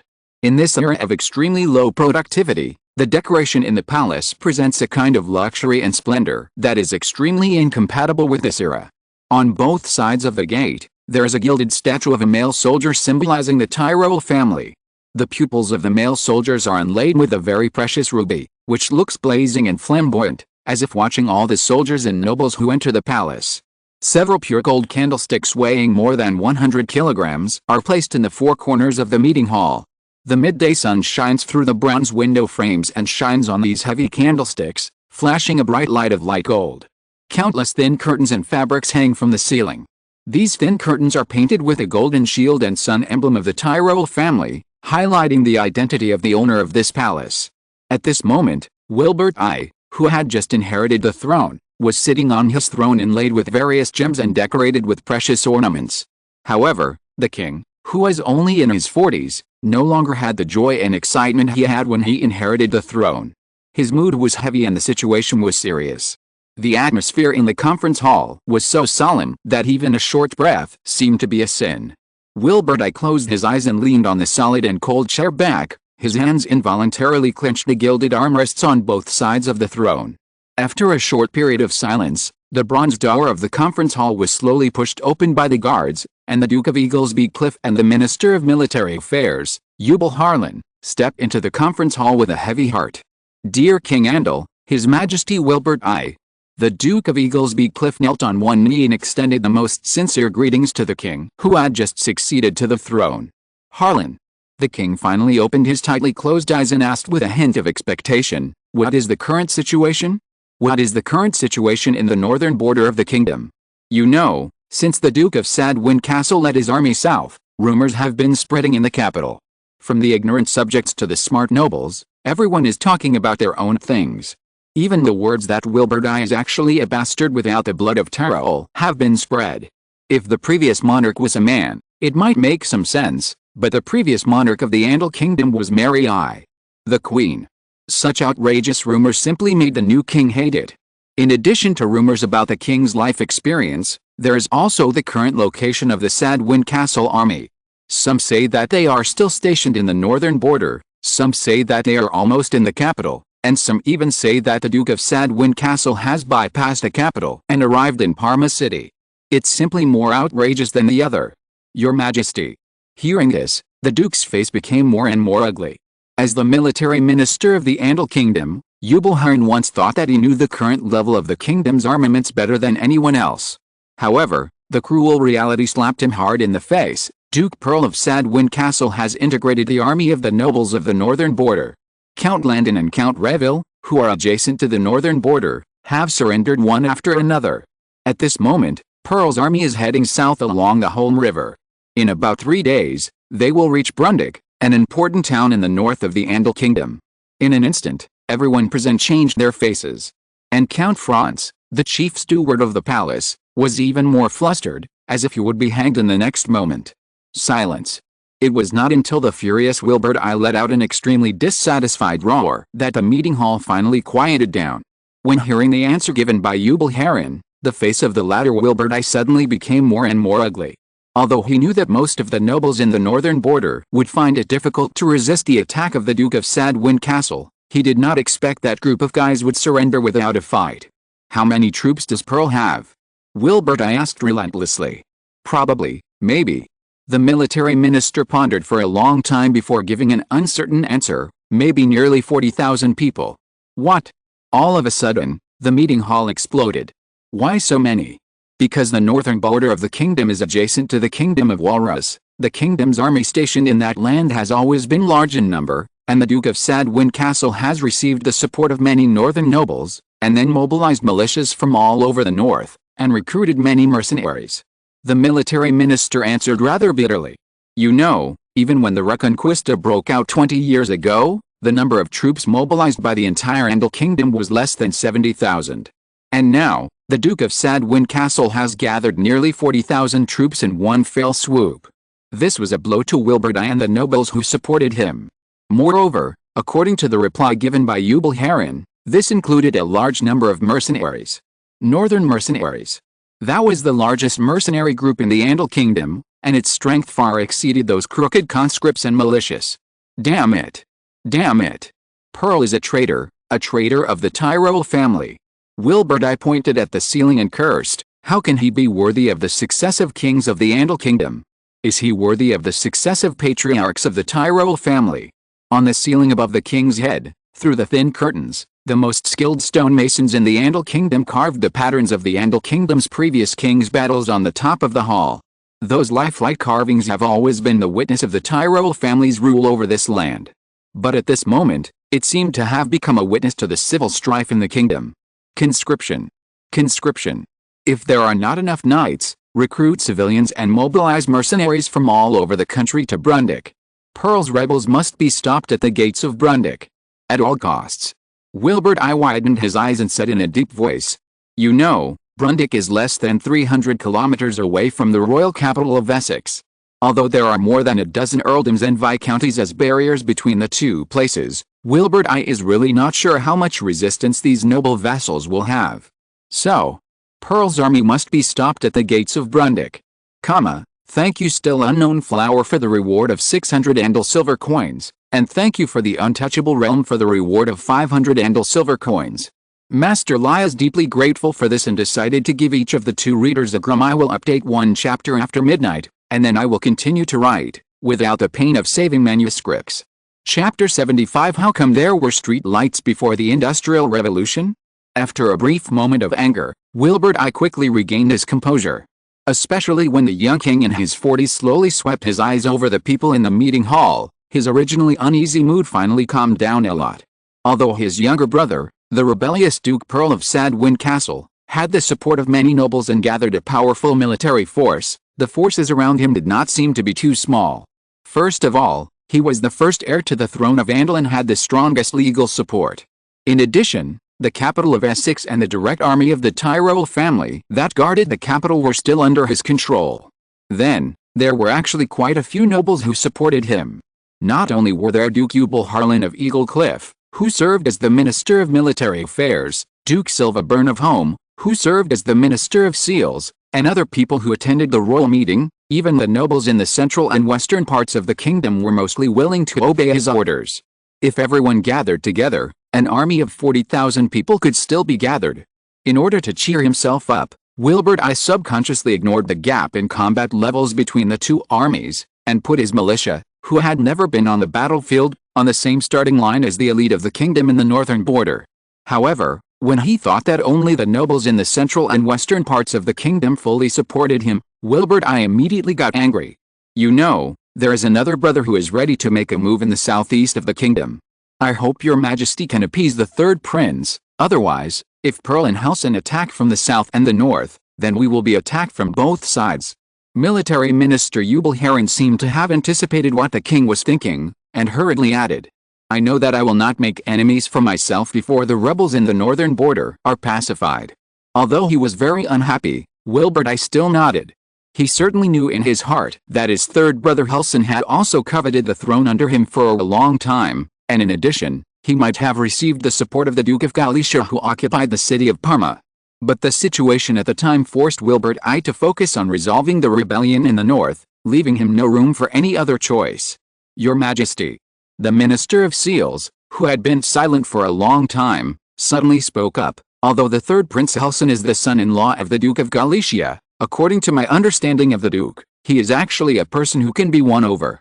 At least, before your Majesty shows signs of defeat, the Duke of Galicia will never support Halsin in a high-profile manner. Oh. Wilbert I couldn't help but turn his head and look at the taciturn Minister of Seals. So what you mean is, instead of appeasing Halsin, it is better to appease the Duke of Galicia. As a vassal of your Majesty, the Duke of Galicia has the obligation to help you send troops to quell the rebellion. Even if he only sends temporary serfs, they can also strengthen our momentum or serve as coolies. Then let's do it. Wilbert I nodded, but still felt it was not enough, so he added, in addition, the Duke of Galicia is appointed as the Minister of Finance. He does not need to come to the capital to take up the post. As long as he can always remain neutral, then when the rebellion is quelled, the position of Minister of Finance will be his. Your Majesty is wise. In today's era, the transmission of news is extremely slow, and the news of the rebellion in the northern border has not yet reached Anatolia. So during this period of time, Leon is still happily playing stand-alone games on his own fiefdom. Oh no, it's quite happy, very happy. Especially after Andrew personally delivered the red smelly grass and fluorescent grass. According to Leon's order, the settlers living in the southwest highlands have been organized by Andrew to draw elite soldiers from the Anatolian militia and the Laprid Corps to form 2 exploration teams. Their task is to cross the Baragori Pass at noon every day, use the precious time when the black fog retreats, explore the land on the other side of the mountains, and provide precious potion raw materials for the Thorn territory. As for why 2 teams are formed, it is because stepping on the abandoned land and picking red smelly grass is really a great psychological and physiological test for everyone. If you go there every day, it is really unbearable, and someone must take turns. Red smelly grass is naturally used to prepare potions. Whenever it is delivered to the Thorn territory, it will be sent to a workshop far away from the city. After all, the juice of the red stinky grass is too smelly, and the people of Anatolia don't have a habit of chasing after stinky things, so naturally the farther away from the city the better. As for the fluorescent grass, this name was actually given by Leon. Although Leon was not the first person to discover this plant, he was the lord of the first person to discover this plant. When the first fluorescent grass was delivered to Leon, he became very interested in it. Not for anything else, but mainly because this thing glows. On the seemingly ordinary leaves, A round and smooth ball of light is supported by slender stems and leaves, which can emit hazy light under the dark night. Out of curiosity about this special plant, León simply did it himself and opened up a temporary small flower bed in the courtyard of the Lord's castle, and planted all the fluorescent grass that Andrew had sent to the Thorn territory during this period. In order to further explore the principle of fluorescent grass's ability to glow, León even took out 4 fluorescent grasses from the already small number of plants, and divided them into a control group and an experimental group according to his own ideas, and conducted an insufficient observation experiment. As for why scientific instruments were not used, in fact, León tried it at the beginning, but scientific instruments were the creations of the ancestors after all, and they could only analyze things that existed in the world thousands of years ago. Obviously, fluorescent grass is not, and scientific instruments did not give a definite answer.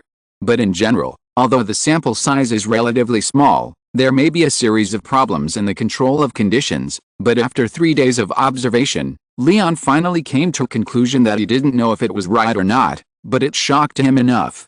As long as these fluorescent grasses are given enough light during the day, they can continue to glow. Even with only 1 hour of light, these fluorescent grasses can light up for 3 or 4 hours in a dark cellar. Such terrible and even outrageous energy utilization efficiency made León, a time traveler, dumbfounded for a while. When León came to this conclusion, he was completely confused, because he suddenly thought of a possibility. Since fluorescent grass only needs to receive enough light during the day to glow, and it is very easy to keep alive, then, if he plants fluorescent grass on both sides of the road in Anatolia, tisk tisk. If enough fluorescent grass can be collected and planted, then Anatolia, which is still a long way from the Industrial Revolution, will directly have street lights that only appeared in the electrical age. You know, according to Andrew's description, behind the gray fog in the abandoned land, there seemed to be countless bright spots of light, and on the land covered by black fog, there was a high probability that a large area of fluorescent grass would grow. Exclamation mark. And this means that as long as León finds a way to effectively deal with the black fog, not only will Anatolia have a back garden that needs to be developed, but this area ruled by the Ximena family may even give birth to the world's first city that never sleeps. Thinking of this, León couldn't help but feel a hint of indescribable wonder. After all, from Gloom slime to the warm stones that emit surging heat, to the fluorescent grass in front of him, the technology tree of this world seems to be growing wildly in a direction that León never expected. The next chapter is very late. Don't wait, go to bed early, everyone. End of this chapter. Thank you very much for reaching the end. Don't forget to like. Looking for more exclusive content and immediate access? Subscribe to our Patreon. Remember, every like, subscription, or donation encourages us to continue. Thanks to everyone. See you in the next video.